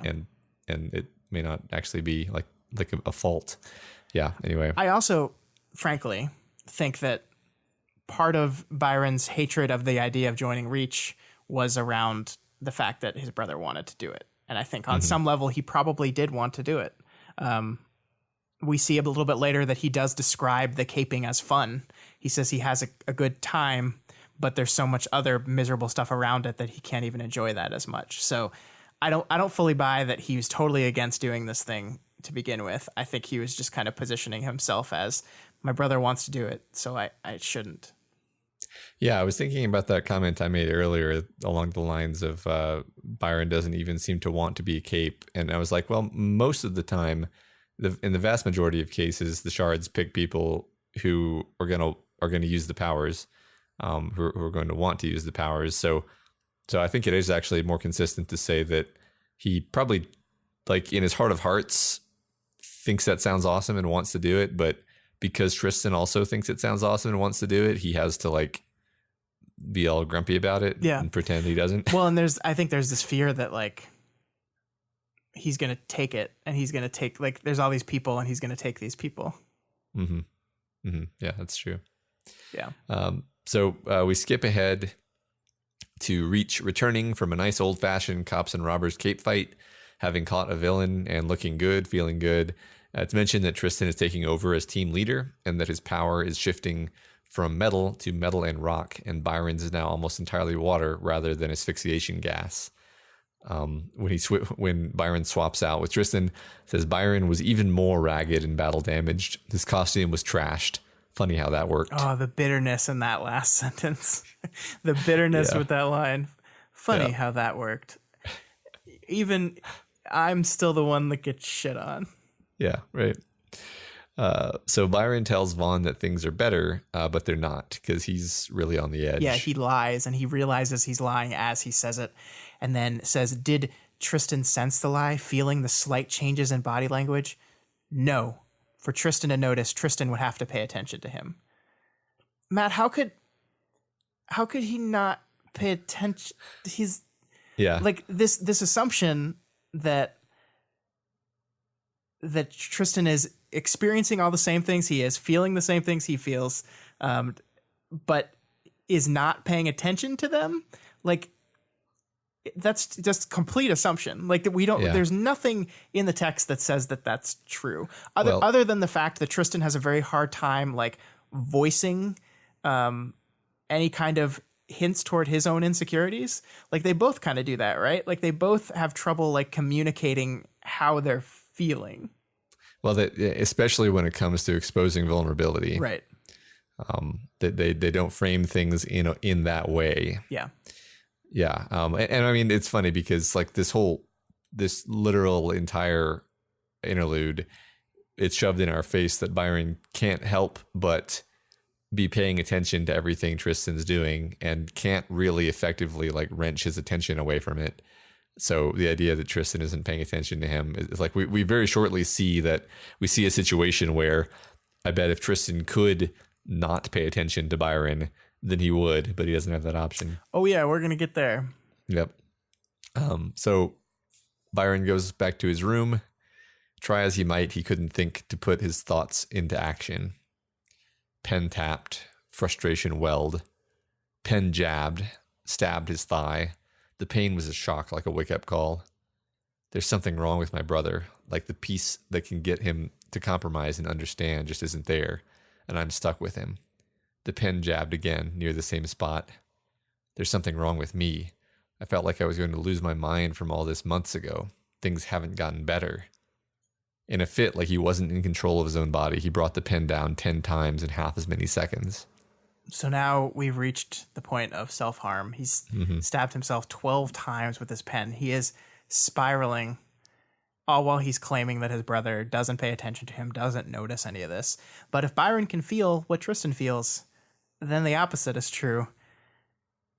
And there's no way in hell that Tristan did not notice just getting stabbed in the leg 10 times. Yeah. Like, there's no way he didn't feel or notice that. And maybe that's what this self-harm is at the end of the day, is like a cry. He's screaming to his brother, notice me, because he knows on some level, as I stab myself, you're going to feel this as well. He refused help when he was asked by Vaughn, and now he's kind of doing it in a very Byron way of just stabbing himself. And it's terrible. It's awful. I can't imagine. Yeah, it's really, really dark part of the story. Yeah. Then Fur Kate comes by and just gives him a hug. But Byron says he's not up for company. And then Brianna, Moonsong, asks if he wants to get some fresh air. And he says, I'll get dressed. I'll be there in 5 minutes. Yeah, it's so much for not really wanting company. It's just not your company. For Kate, yeah, sorry. I mean, I get that. I'm poking gentle fun here. I get it. Yeah, it's the girl he likes. You get over your tiredness if the girl you like wants to hang out. Right. Yeah. And I mean, he kind of needs this type of like human connection and support, more than just a hug. Like he needs some kind of deep bond and sharing, which is what he's, getting because basically, they sit down in the night and there's this like earnest young person commiseration and puppy love, which begins, but then almost immediately is marred by Brianna taking homophobic pot shots at Tristan, who she is aware can hear her. Yeah. And then there it is. Everyone who speculated that Moonsong was a terrible asshole bigot is apparently correct. She sucks. Fuck you, Moonsong. Yeah. But like any character in the story, Matt, she's not just a bigot. Like, she's also a complicated human being because she seems to genuinely like Byron, and our dude in the middle of stabbing himself in the thigh 12 times is comforted. He finds comfort in this, and he finds some level of balance in his relationship with Moonsong. And yeah, you bet your ass that Tristan is seeing all this. Yeah. So Byron almost leaves after this little round of homophobia, and he really wants to on a level. He's offended and disappointed, but also on another level, he really doesn't because he's desperate for this human connection. Yeah. It's honestly debatable whether he would like survive walking away from this. Right. So he stays with her. He, quote, allows himself to be coaxed into a sitting position, and then he stays there and they sit and they talk for hours.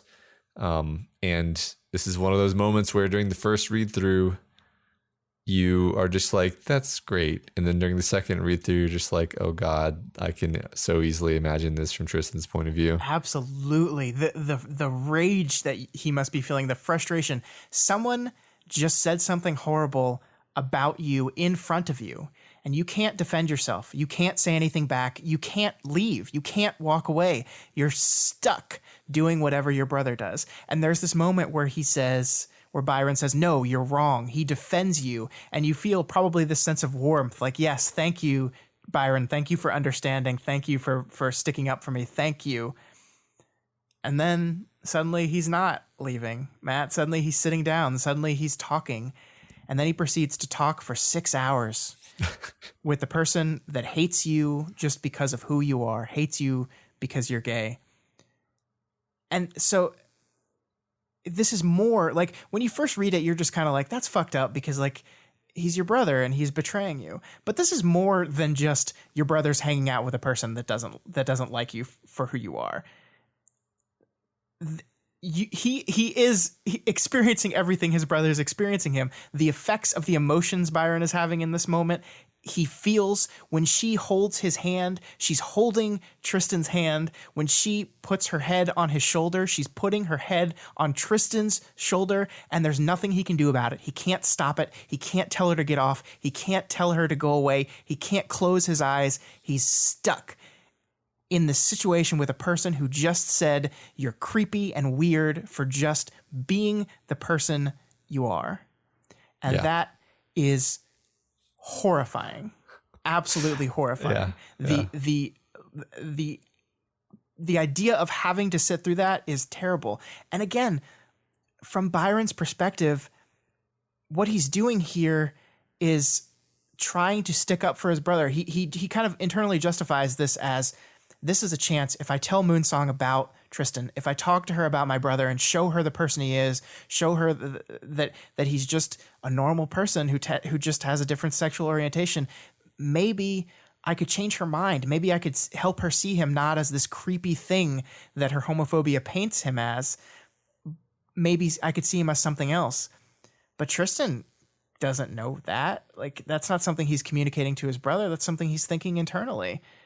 And how could Tristan know that? All Tristan knows is he's had to experience an evening date with a woman that hates him. Yeah. I mean, yeah. I mean, but and yet, like, I'm still very capable of being compassionate for Byron and like the fact that he needs this. Yeah. And it's like really cruel to imagine like denying him this connection. Sure. And I mean, it just sucks all around. I mean, like, that's the thing is none of this is fair. None of this is fair. And saying that Byron, like, I would never say that Byron, you did this wrong. You shouldn't have done this. But at the same time, you have to understand, like, even if this is what you need, you have to understand what it's doing to the other person. Yeah. Yeah. I mean, I hope people aren't hearing us as like fuck Byron, because like it's actually just like, oh, it's fuck this situation. Fuck it, and like Byron is kind of frequently full of shit in his internal justifications for things, but that doesn't mean he's like evil. It's just that's what's happening. Right. Yeah.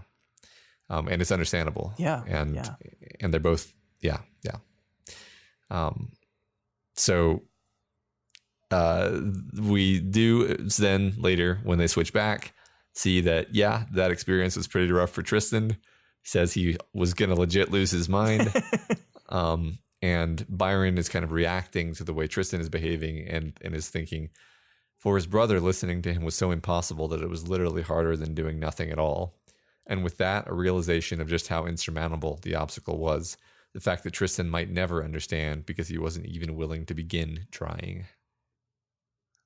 So do you think that what Byron is saying here is true? If not true, do you think it's 80% true, 20% true? Because I think a lot of this comes down to Byron being partially right most of the time. He's like directionally correct, but he always overdoes it, doesn't posit any possible good motives. Yeah, I think it's maybe like 20% true. I have no doubt in my mind that Tristan was absolutely furious about what Moonsong said about him. But Tristan doesn't deal with this stuff the way Byron does. He gets angry, yes, but he doesn't like admitting insecurity. So he directs his anger somewhere else. So yeah, at some point, Tristan probably felt a little bored during that whole night. So he latched onto that feeling above all else and directed his rage and anger towards that feeling, because that is at least, I'm not insecure about this. I'm fine with this. This didn't affect me. It's channeling that anger into something else. But we see, like, I can't help, like, to Byron, him saying that is proof that he'll never understand me. He'll never try. But there's this part here where he says, in the wake of last night spent with Brianna, the issue wasn't that Brianna had been homophobic. conversely, the fact that Byron had stood up for Tristan wasn't even a point of data in this moment. And it's like, what? Like, because he didn't mention, hey, you stuck up for me, like that's not going through his head at all? Like, because he didn't specifically say that, hey, what she said about me hurt my feelings, that's not a factor for him? Yeah, yeah. I mean, Tristan says almost nothing concrete. He's just like, holy shit. He's just losing his mind. Yeah. So virtually everything Byron thinks about what is going on in Tristan's mind is a pure assumption. Right. But he says he comes to a realization and has realized this, and he's decided 100% this 100% has to be true. And yeah, I mean, they do a shitty job of communicating with each other. They do. Tristan never tells Byron the way he's feeling. But to assume then that he's feeling nothing towards you, I think is dangerous. Yeah. Right. Yeah. I mean, I think we're going to see that that's probably not accurate. Yeah. In a little bit. Right. So Tristan, in reaction, goes to a party seemingly populated by young capes almost entirely, or perhaps entirely. Yeah, and I think it's very instructive to see how these two deal with their bad situations. Byron kind of shuts himself off and stabs himself. Mm-hmm. Tristan flees to where people are. He surrounds himself with people. He gets wasted. He tries to hook up with the first person he sees. Tristan is still doing a form of self-harm here. He's still setting out to hurt himself, but it's just a different kind of harm. It's a much more external type. Mm-hmm. Yeah, it's a trying to lose himself. Yeah, they're both doing a similar thing. I agree. So I'm going to pull out. People cheered. They jostled him, and his face stretched in a smile. So whenever Tristan smiles, from Byron's point of view, his face stretches into a smile, and it's an unusual word because it's the same face Byron has, basically, but Tristan's smiles feel like a stretch for Byron. Tristan's natural smile is uncomfortable for Byron. That's such a wonderful beat. I'm so glad you pulled that out. The detail in that word is so wonderful. Stretched. It's such a gross negative connotation word. It's so unnatural. I love it. I love it so much. Right. And a smile feels good, but not the stretch does not. And it makes me think back to last week's discussion about when Byron said to me, a smile is just a smile. To Tristan, it is something else entirely. And it opens doors for him. And I love that connection. Yeah, that's cool. Yeah, so Tristan meets up with and flirts with a guy, Nate Reconciliation, from an apparently, I guess, conservative team. And we get a mention of a villain called Paris who aggressively goes after people and previously injured Nate. Yeah, and the implication here is that he targets a very specific type of person, because we have Nate, we have he mentions Furcate, some guy named Long John. The assumption here is that he's targeting either gay or transgender people to go after, and he's probably like best friends with Moonsong or something, because it sucks. Probably, yeah. So Nate stops the makeout session from becoming more due to his more conservative leanings. Byron is furious to realize that Tristan hadn't really considered his presence there at all, or Byron assumes that that's the case. Yeah. And then he takes the issue to Vaughn, and he basically tells them that Vaughn tells them that they need to come up with a compromise, and he'll sign off on it, but he doesn't really want to come down on either side because it's a really touchy issue. So he gives them some space and time to discuss it. Yeah. So I mentioned this on Twitter, but I'm basically going to just repeat myself here because I think this is really important. We always knew sex was going to be an issue for these two brothers, but based on what we've learned now in what their reality is, when you're sitting in the back seat, you still feel everything the other person feels, which means that when Tristan is having sex, Byron is also basically having sex. And that means without explicitly getting Byron's consent, it's rape.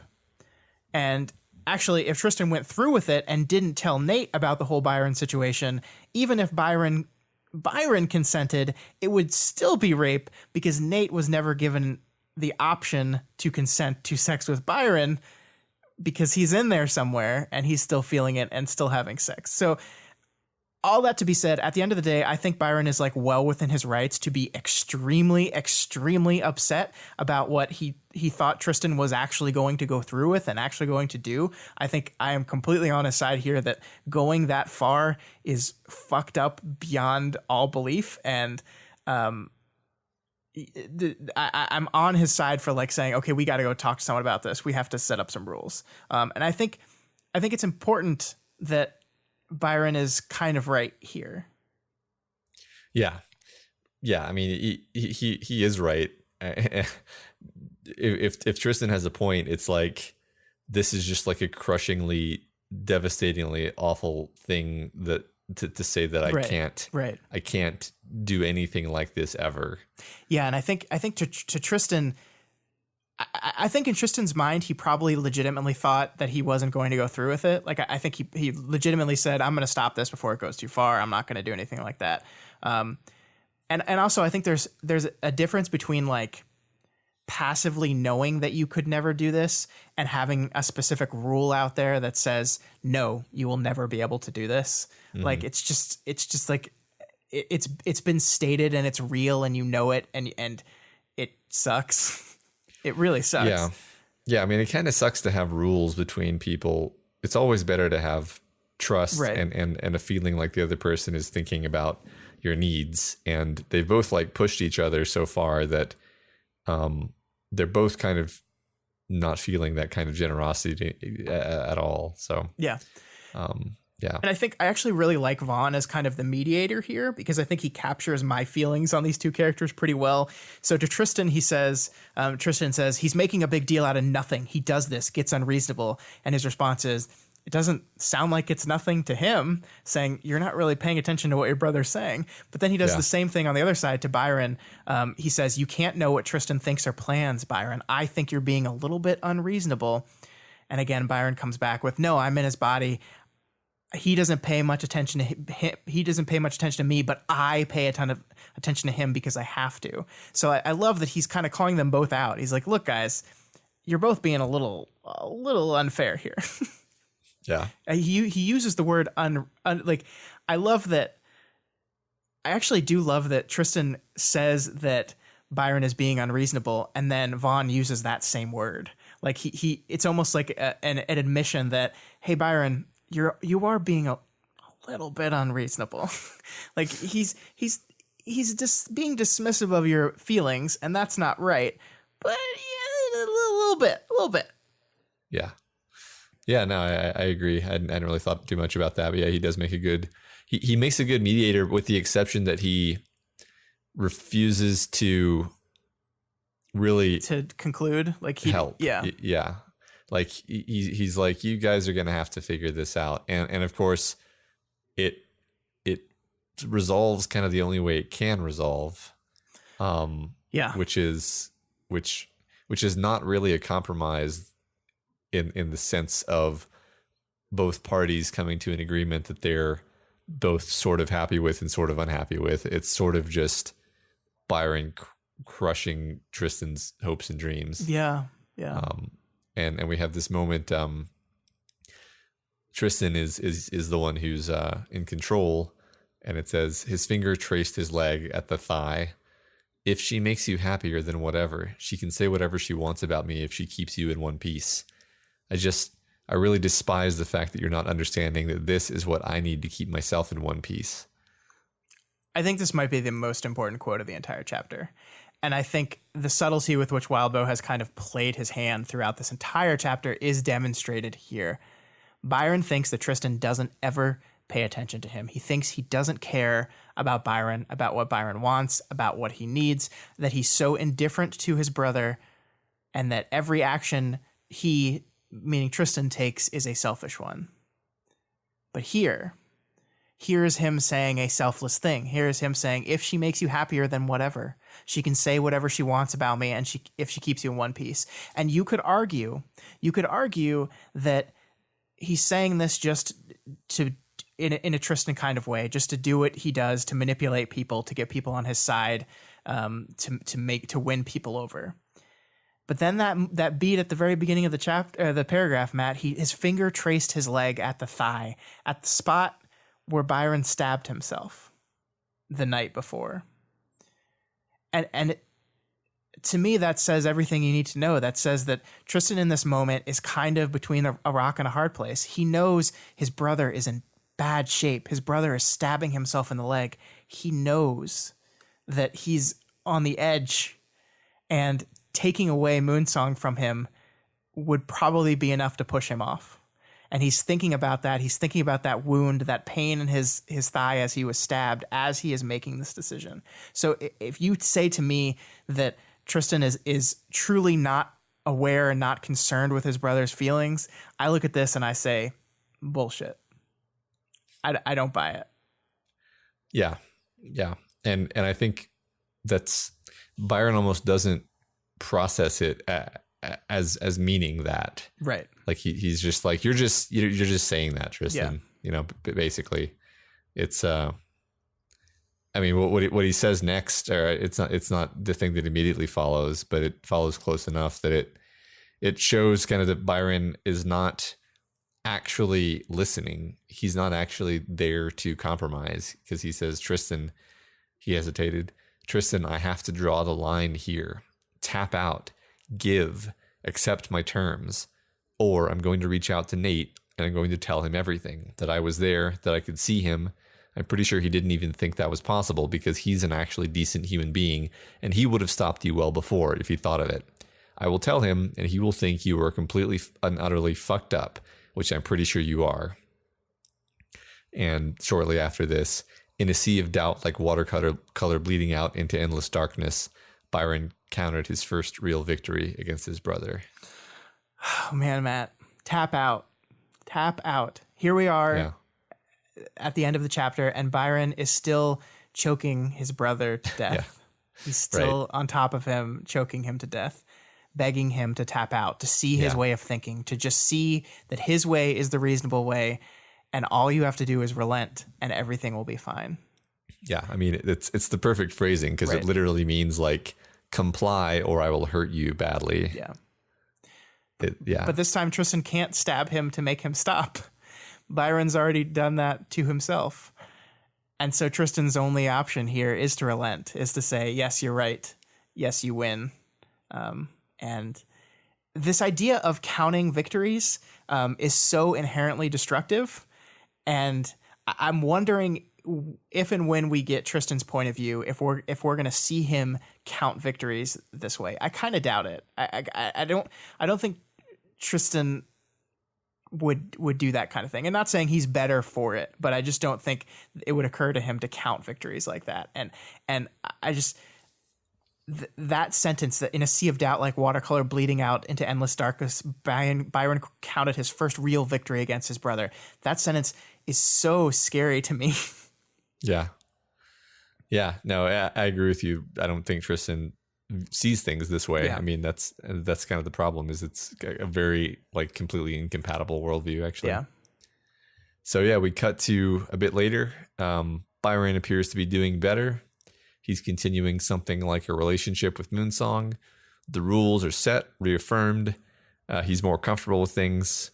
But, we know how things work with Capricorn. Every win seemingly has to be at the expense of the other brother. Yeah, I can't help but wonder, right? Like, it's like this, everything's going great. Like, yeah, I'm in like hell for half my time, but when I'm out, everything's going good.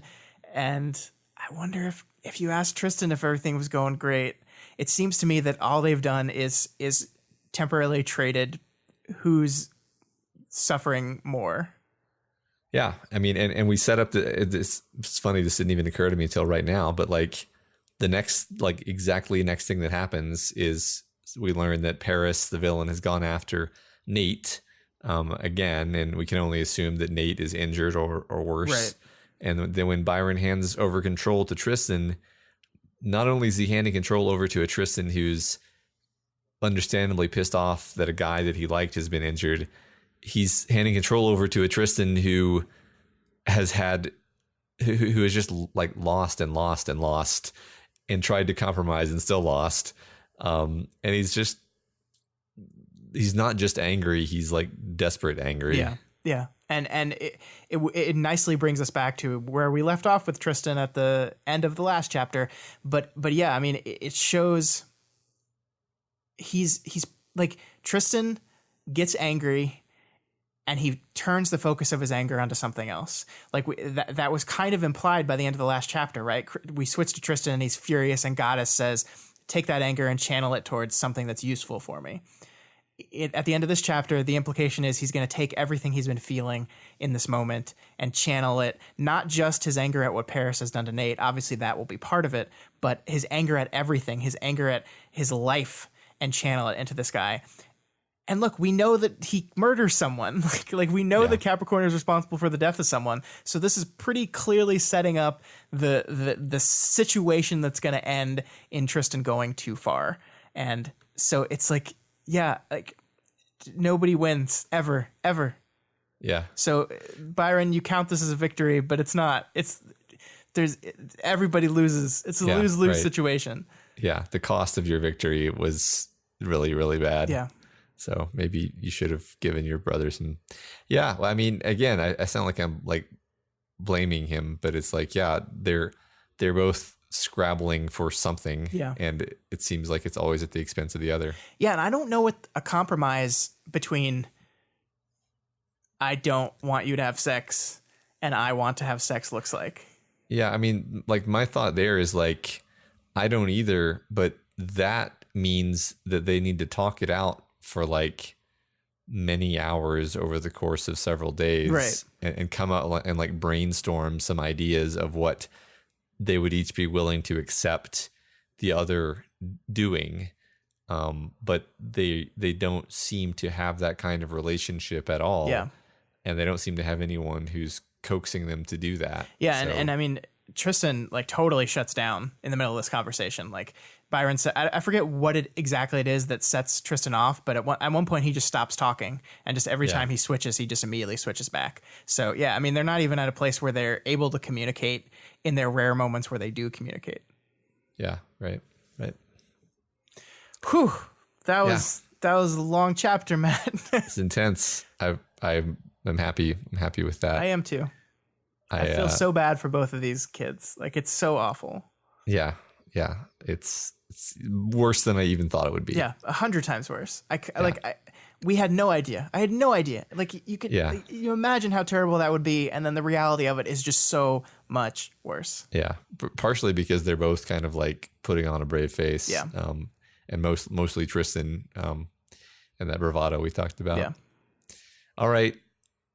Let's pick it back up. 9.8. So we're back with the team. Tristan has just come out to join them. Sveta and Kinsey are much more at ease now that everyone is on the same page, as it were. But Victoria is much less at ease with Amy there, and with Tristan back, having been privy to all the not listening to Goddess that Victoria was doing. And he also seems very, very pissed off. Yeah. And I want to talk about that for a little bit. Most of that talk, I think, is going to have to wait till we get to the amazing reveal at the end of this chapter. But I think this is really good setup writing. We've been primed to think that when Tristan gets like this, he's going to go crazy, right? Like the last chapter leaves off with Byron kind of realizing that, oh my God, he's like, when I get mad, I store everything in until I blow. When he gets mad, he gets over mad and goes nuts. And so we're in the situation where the one guy Victoria could count on is gone now, and in his place is this person we framed as this pissed off, selfish, crazy asshole. That's what the past few chapters have primed us for with Tristan. But let's see how it ends. Let's see where that goes. See if our expectations are borne out. Yeah. So Sveta kind of steps in and tries to tell Amy to get lost. But Goddess basically shuts everyone up and gets them on task. I love Sveta for looking out for Victoria here, even in these moments where she's not sure if she can trust her. She's still looking out for her girl. I love why. What I was asking is, why are you here in this headquarters? Because I wanted to make sure that everyone is okay. Your being here makes things less okay. I'm speaking for your sister here because I'm sure she's trying to avoid causing issues. And it's just like, Amy is just not getting it. Yeah, read the room. Yeah. Yeah, so Victoria reports that what Breakthrough has been up to, and Goddess fills them in on what she's been doing. Apparently, Chris is off with another team hunting down one of Goddess's cluster mates, the one with the power battery, which apparently Goddess does not currently have access to. Yes, interesting enough, we learned that in the post Gold Morning hubbub, this one of her cluster mate like escaped and took back her power somehow, which is an interesting wrinkle in this whole thing that we weren't aware of until now. Yeah. I just like this note of that they're mentioning Tattletale, and they say right now she's busy keeping her area of this megacity from collapsing. A cursed place, Amy says. So like, I don't think I got this on the first read, but the second time I was like, oh, the cursed place has got to be like Brockton Bay or New Brockton. Yeah. Yeah, it really is. It really is. And part of me can't help but love Lisa for like refusing to give up on it, though. In my headcanon, I'm saying this is like her obsession with honoring Taylor's legacy, that she just has to keep this place going and try to make it as best as it can be. And I kind of love that. Yeah, me too. Yeah, but anyway, Goddess wants her power battery back, so that's what's happening. There's an interaction that I think is now achieved meme status where they're talking about the power amplification. Natalie asks, including the brainwashing. Nothing is washed, Goddess said, her voice hard. It is aligned. Fuck her so much. Yeah. After we finish this podcast, I have to go align my clothes. Yes. So Kenzie now reports that her trick to keep Teacher out has worked. Good, Goddess said. She smiled. Good work. Kenzie's legs kicked as she wiggled. I love Kenzie. I know. I love her so much. There's like a good chance that she's not even brain aligned anymore, Matt. This is just her doing stuff because she loves the attention and reward she's getting from Goddess. Yeah, right. Someone appreciates me. Yeah, I'm joking, of course. Yeah. But am I? Of course. Am I? Of course. Yeah, right. So Amy saunters over to Sveta and introduces Dot. Dot is just delightful. And has attached herself to Amy, her Red Queen, as a surrogate for her lost king. And Dot says some, wonderful things. She's like, but you can make her any shape at all, and then she won't need that machine anymore. Then I can take a hand or take an arm. It's also colorful. Oh, Dot, you beautiful, ignorant child monster thing, you. Yeah, I love that it's like inappropriate in like 3 different ways. Yeah. Oh, yeah, it's so great. Yeah. So I want to talk about this for a bit, though, because I think a lot of what this chapter is trying to do is reinforce this idea of assumptions and lack of communications between people. In this case, between Amy and Victoria. I do think there's a reason why the Byron Tristan conflict and Byron's interlude is happening here at this moment, because the root of Amy and Victoria's current conflict is similar to the two brothers. They are making assumptions about each other. They are not communicating with each other. They're not sharing the way they feel, and they're not understanding the way the other person feels. With that said, I have to wonder here in this moment, when Victoria hears Dot call Amy the Red Queen, if there's an interpretation in the back of Victoria's head that says, yep, I fucking knew it. I knew this person was going to try to seize power and use her powers and take over the world, and it's happening now. And look, she's called herself a queen, and we don't actually see that reaction with Victoria because she's like barely like cognizant at this point. She's in such bad shape, but you got to wonder in the back of her head that that's there somewhere. Yeah. Right. I mean, it's clearly no one knows the subtext of like it's a Nilbog creature who heard an interaction where Bonesaw and Nilbog gave her this nickname, which she doesn't like at all. Yeah. Yeah. But then I think to reinforce this whole like miscommunication thing, I think there's this moment where Dot is refusing to shut up. Like she's telling her to shut up and she's refusing to her, and Amy starts petting her. And we have this moment where, but I want, Dot started. Amy brought up a hand and stroked Dot like Dot was a cat. I saw the contact and revulsion gripped my entire body. So I think Victoria's revulsion here tells us that she's assuming that the contact means that Amy's using her power on Dot, right? Like she's maybe like sedating her to get her to stop talking or something. Yeah, maybe. That's I'm like 50-50 on that, or maybe it's just the idea of skin contact with Amy in the abstract is revolting. Yeah, why not both? Yeah, right. But I just love that, like, if she thinks she's using her power on this moment, there's no room for interpretation there. We don't actually know. She could be using her power. She could, but we don't actually know. But just the touch is enough to disgust her. Yeah. Right. So Natalie, our hero, the hero, sees what's going on, physically places herself between Victoria and Amy, which is just a huge relief for Vicky. Yeah, and it's such a huge moment for Natalie, right? Byron's fall to the mind whammy at the end of the last chapter has basically thrust Natalie into the most important member of the team role. And we see like immediately that she's taking that responsibility seriously. And I love this moment where Victoria describes the gratitude as it rolled through me rolled through me so much that it could have stopped a moving vehicle. They're definitely best friends now. I mean, Natalie's ability to see what's happening in this moment and see how it's playing out and to understand what's happening to Victoria and to literally put herself between it and be there for her friend and her teammate is huge. I love Natalie. I think she's phenomenal. Yeah, this little tiny gesture, I think. I mean, I already love Natalie from what she did in her interlude, but this was just like you wanted to hug her. Yeah, and I think it's a shift in her. Like she was this person that always followed the rules, waiting for her moment, and then her moment came, and she didn't bow down from it. And now she's like seizing her moments wherever she can find them. She's seeing something that needs doing, and she just does it, and she does it with understanding and kindness, and it's fucking great.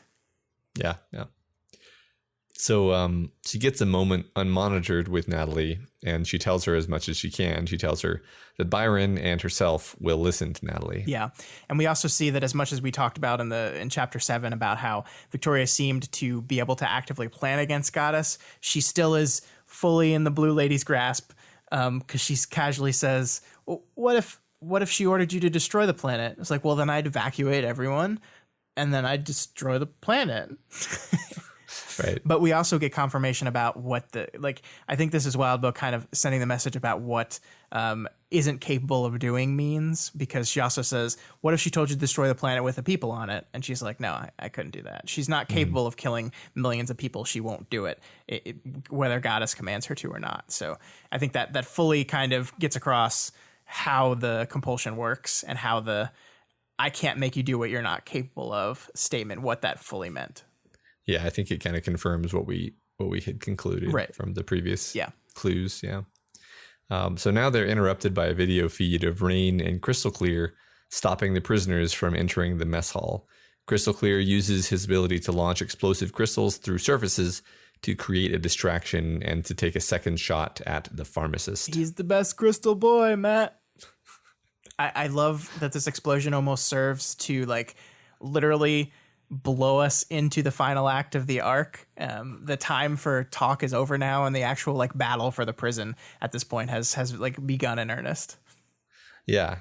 It's cool to see Crystal Clear come back in this way and be kind of heroic too. Yeah. So as they prepare to leave the room, somebody reaches out a hand to Victoria's shoulder. Her brain doesn't register whose hand it is till it almost touches her. And then when she realizes it, she reacts with animal fight or flight, thoughtless panic, striking out with the wretch, a killing attack that only misses splattering Amy by pure chance. And then, like, seconds later, Amy opens her mouth to say something, and then she goes after Amy a second time, only held up by Sveta's intervention. She then goes outside and lets the rain outline the wretch, which probably serves to answer Amy's confusion, since we have no real reason to think that Amy would know about the nature of her force field, or why everything just got exploded when Victoria attacked her. Yeah. Oh boy, this is a lot, Matt. Let's break this down a little bit. So, okay, from Amy's perspective, she's probably just still trying to help, right? Like you can see in some corner of her mind, she's like, if I just touch her, then I'll be able to get rid of the mind whammy and the problems will be solved. But she still does not understand why this would be such a big deal, why this would upset Victoria so much. She still doesn't get it. I mean, that's the clear thing is here. And she continues to not get it. Like there's a moment after she leaves where Sveta says, give her time to leave before you go outside. And Victoria is like, it's almost like, what about Bob? Where she's like, she won't leave. She'll never leave because leaving would be the right thing to do. I'm going to open the door and she's still going to be there. And they go out down the fire escape and there she fucking is still. She just almost got murdered twice and she's still there. It still has not gotten through her head. And it's just like, Amy, come on. Yeah. I mean, but she's so desperate for this, this connection. I know, and in denial about, in denial / hasn't really been explained what exactly is going on. But I also wanted to talk about how like Sveta just like saved her friend's life because she prevented Victoria from becoming a murderer. Cause I mean, there's no way Victoria does not regret this after, like, right? Like she kills Amy here. It's probably going to feel good in the moment. No way it doesn't lead her down a terrible spiraling path, like in the future. Like, yeah. But I love when Sveta calls her back by focusing on the mission. I mean, look at this. You'll be happier if you stop here. Sveta said, we have a mission. The mission. Do what's lawful. Do what's right. When neither are clear, reach out for help. The law and right aren't in the prison right now. They needed help. Okay, I said, absolutely. This is almost inhuman. It's almost robotic. It's like she's so flushed out of emotions. Like she's like so much has happened and her brain is so overloaded with everything that's happening right now that her response is like so like stilted and emotionless, and it's just like heartbreaking to see how bad she is right now. Yeah, interesting. I like that interpretation of her absolutely as being like a desperate grabbing onto the life preserver, right? Of like, a mission. Yes, thank you. Life preserver. I noticed that I'm really going for those swimming and drowning. Yeah, you're loving those water metaphors, Matt. Yeah. Well, it's not my fault. So I just like in passing that Dot has been sitting in Kenzie's arms during the big fracas situation. I guess she just decided they would be friends now. And yes, they are. Yep. So they're outside. Victoria's looking at Amy very imposingly. I saw moisture on her face that wasn't rain. Like the 2.5 words she'd spoken, it was almost enough to provoke me again. I felt outraged seeing that. I knew I wasn't being rational. I knew I was in shock.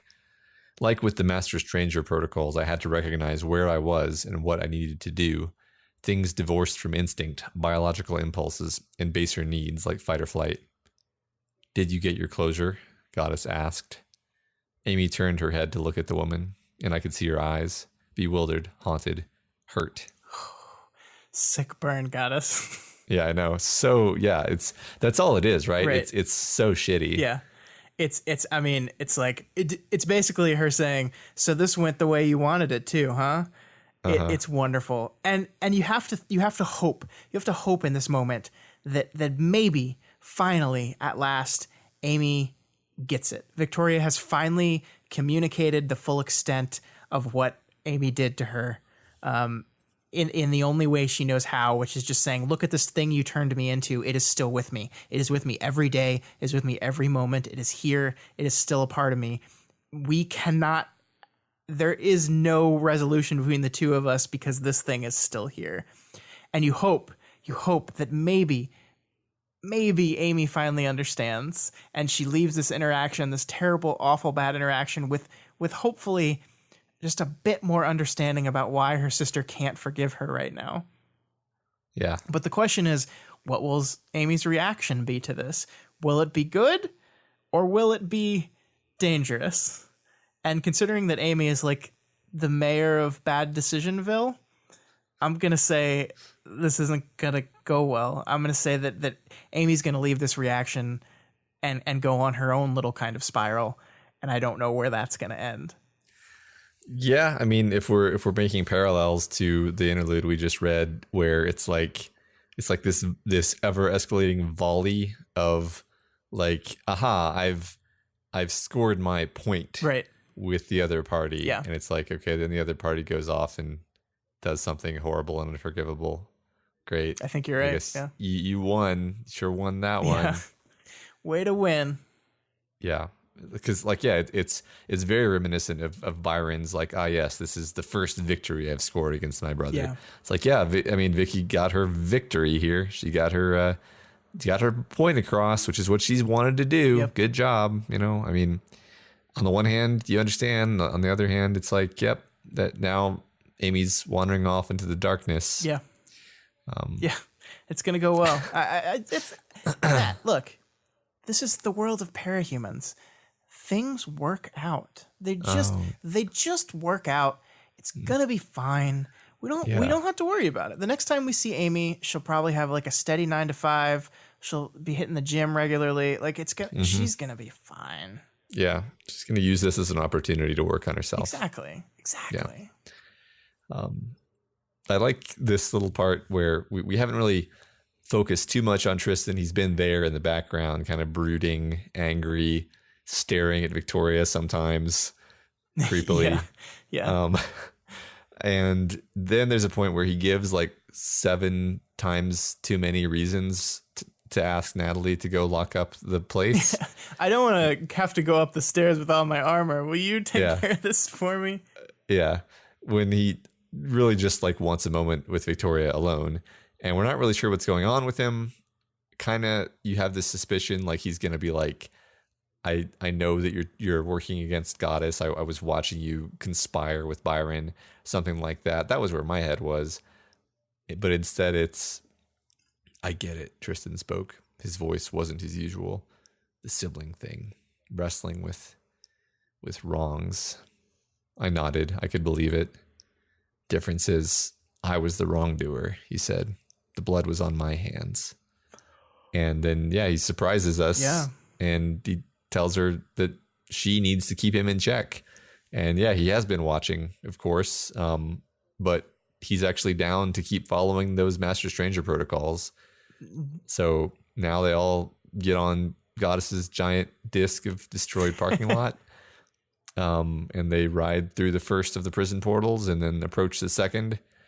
And Goddess wrecks shit and disarms the defenders, and the team enters the prison world. Yeah. And Goddess says, we tear it all down before we leave. Oh boy, here we go. It's battle time. I think what the book is doing here with Tristan is fantastic. I think, like we talked about at the beginning of the chapter, we have been led to believe Tristan was going to behave a certain way. He was going to do a certain thing, and it was going to be ultimately destructive and bad. The last we left him in the interlude, this was heavily implied. The last we left him in the last chapter, this was heavily implied. If Byron was in control, he would have said exactly this, that, oh no, Tristan's going to go off and do something terrible now. But then he subverts our expectation because, again, we see a side of Tristan that Byron does not see, a side of Tristan that maybe him taking responsibility for the bad things that happen is growth that Tristan has experienced since the Byron interlude, or maybe it's just we're getting to see him from Victoria's perspective again, and not through Byron's lens. But this is, I think this has been set up to kind of shock us at the end. We were not primed for things to go this way. We were not primed to get a fuck yeah Tristan moment here, and it is a beautiful fuck yeah Tristan moment. Yeah, absolutely. Because there are all these moments of him again creepily staring at Victoria. You're just like, oh no, this is gonna be bad. Yeah, he's because we don't know what he did. We still don't know what he actually did. Right. So that leaves a big mystery that we fill in with whatever horrible thing we want to believe about him. Yeah. This was awesome. This is really great conversation. It was a long episode, but it was a necessary length. I hope, ladies and gentlemen, I don't dislike Byron. No. I mean, look, Matt and I have always been on opposite sides of Byron, and of course, Byron was not like a Machiavellian evil guy who was like plotting while chewing on a Hershey bar. He's just a messed up guy who's had to go through all kinds of shit, and just like everyone else in this story, his point of view, the perspective with which he views his brother and the world, influences him in ways that lead him down bad roads. But that's everyone that's going through this shit. That's everyone. And I think that one thing that I think the interlude does is paint both sides of that picture very brilliantly. I mean, obviously the textual one is Tristan is an asshole, but I think the subtextual one is Byron's not so great either. And if you haven't taken the time to reread the chapter, I really do encourage you to go through and reread it. Like Matt said, it is kind of an illuminating experience with when you are kind of taking it slower and not like ripping through the pages as fast as you can because it's so great. Take your time with it, pay attention to it, and I think you'll see some of the stuff we talked about. Yeah, you'll be able to see through our eyes. But yeah, no, I hope think you like Hawaiian pizza because that's what I'm going to be eating. I mean, this is, I think, one of like this is now at the top, near the top of my list of Wild Bow chapters for that exact reason. That the first read through, the second read through were like completely different experiences in a way that was like eye opening. Yeah. So yeah, I think the writing is fantastic. I mean, it really is next level. The game that you're having to do to keep both, make it clear that you're in Byron's perspective, but also leave the little clues that Byron's perspective might not be a clear one is tough to do. It's tough to balance. And I think it hits it perfectly. It really does. It balances those two things.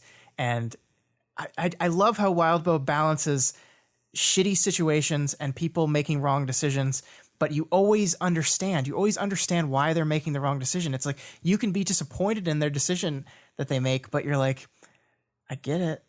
Yeah. And constructing those situations is not easy. It's not an easy thing to do. And we keep getting them, and I keep being stunned by them. Yeah, I agree. I love this story. Yeah, I do too. Let's wrap this thing up. We've been going on forever. Let's do it. Discussion question. Do you want to spearhead this one? Yeah, so this question was actually suggested by a listener. I think his name is Wild Bow. Basically, this sprung from discussions over this chapter that I think we kind of tried to skirt around in our talking, but there was a lot of discussions around this chapter of who won. Who was more wrong? Was it Byron or was it Tristan? Who's the worse one? Who's the wronger one? And I think the question here we want to ask is, why do we as readers, and I'm putting myself in this too, I want you guys to just sit back and think, why do we as readers feel the need to kind of gamify our reading experiences? Does it matter from the perspective of a reader enjoying a story who is the wrong one or who is the wronger one? Does that matter? And if it does matter, why do you think it does? And if it doesn't, why do you think we tend to fall into these things? I have some ideas on my own, but I want to hear what you guys think. Yeah. I might also add like should it matter or something like that. But yeah, we'll formalize the question on the Reddit post as usual. Yeah. I also have my own ideas, but this is one of those ones where I'm like, I'm you guys always are able to think of angles that I never would have thought of. So I look forward to that. Yeah. So that's all we got for you this week on We've Got Ward. You guys are all part of this show, so feel free to provide us with advice, questions, or thoughts on this week's reading. You can reach out to us via email at gotwormpod@gmail.com or on Twitter @gotwormpod. My personal Twitter is @ScottDaily85, and Matt's is @Byron was wronger. Chocolate. If you're not already subscribed to We've Got Ward, we strongly recommend you do so and never miss an episode. You can find us on iTunes, Stitcher, YouTube, Google Play, and pretty much anywhere else in the world you can listen to podcasts. And you can find all the other podcasts we do over at doofmedia.com. This week on our other shows, Vow to View hits this Thursday and talks about some of our favorite TV shows we watched in college. And then on the Doofcast, we're continuing our exploration of the Wachowskis. Wachowskis. Why do I always change it every time? Anyway, we're talking about The Matrix Reloaded. It's a really great conversation. We've already recorded it. Matt and I really dove into that movie and why we think it has as many problems as it does. That comes out on Friday. It's going to be great. Go listen to it. Yeah, that's right. And if you like any of our shows and you want to support us, consider donating to our Patreon account, patreon.com/doofmedia. You can donate $1 a month or whatever else you can afford. Supporting us on Patreon gives you tons of great bonuses like voting in our quarterly fan art and yearly costume contests, Q&A sessions, access to live streams of our recording sessions, and our excellent Discord chat. Special thanks to new Badoofs, Michael, and Siergraug at the $5 level. Yeah, Siergraug updated to $5. So thanks, buddy. Yeah, we appreciate that. And thanks everyone for your continued support. It means the world. It definitely does. And as always, make sure you go over to Wildbow's Patreon, patreon.com/wildbow, and donate to him as well, because this is his goddamn amazing story. And we're just talking about it. We're just talking about it and enjoying the hell out of it.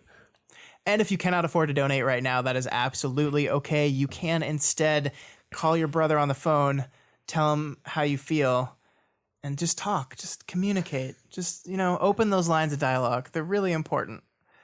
Or you can head on over to Apple Podcasts and leave us a rating and a review. We have no new reviews to read this week, but Matt, we hit a milestone. We broke 100 ratings and reviews on Apple Podcasts, which is pretty great. That's a lot. Like they say that the amount of people that take the time to review you is a very low percentage of your total overall downloads. So to get up to 100 means we're doing something right. So thanks guys for taking the time. We really appreciate that. It really did. I mean, it seriously helps us. Like if someone hears about this podcast and looks it up and sees 100 reviews and a 5-star rating, then they're like, oh shit, maybe I'll actually listen to this. So it really does help. That's kind of amazing, actually. Yeah. Thanks so much, every single one of you, 100 and more. Yeah. All right, that's it for this week. Reminder that there's no episode next week, but we'll be back here on October 3rd to presumably finish Arc 9 Gleaming. Yeah.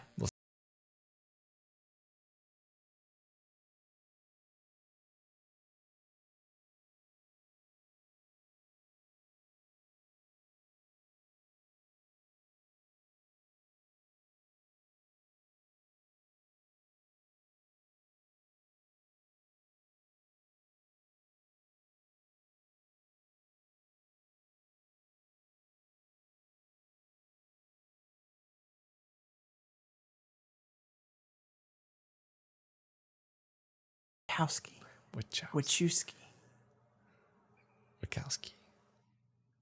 Wazowski. Where's Bowski? That's the guy from Aliens, right? Yeah, it is. I always thought he was saying, "Where's Bowski?" Yeah, where did Bowski go? Yeah. But no, on the thing, it's weird because he's yelling for the guy. Yeah. Where's Bowski?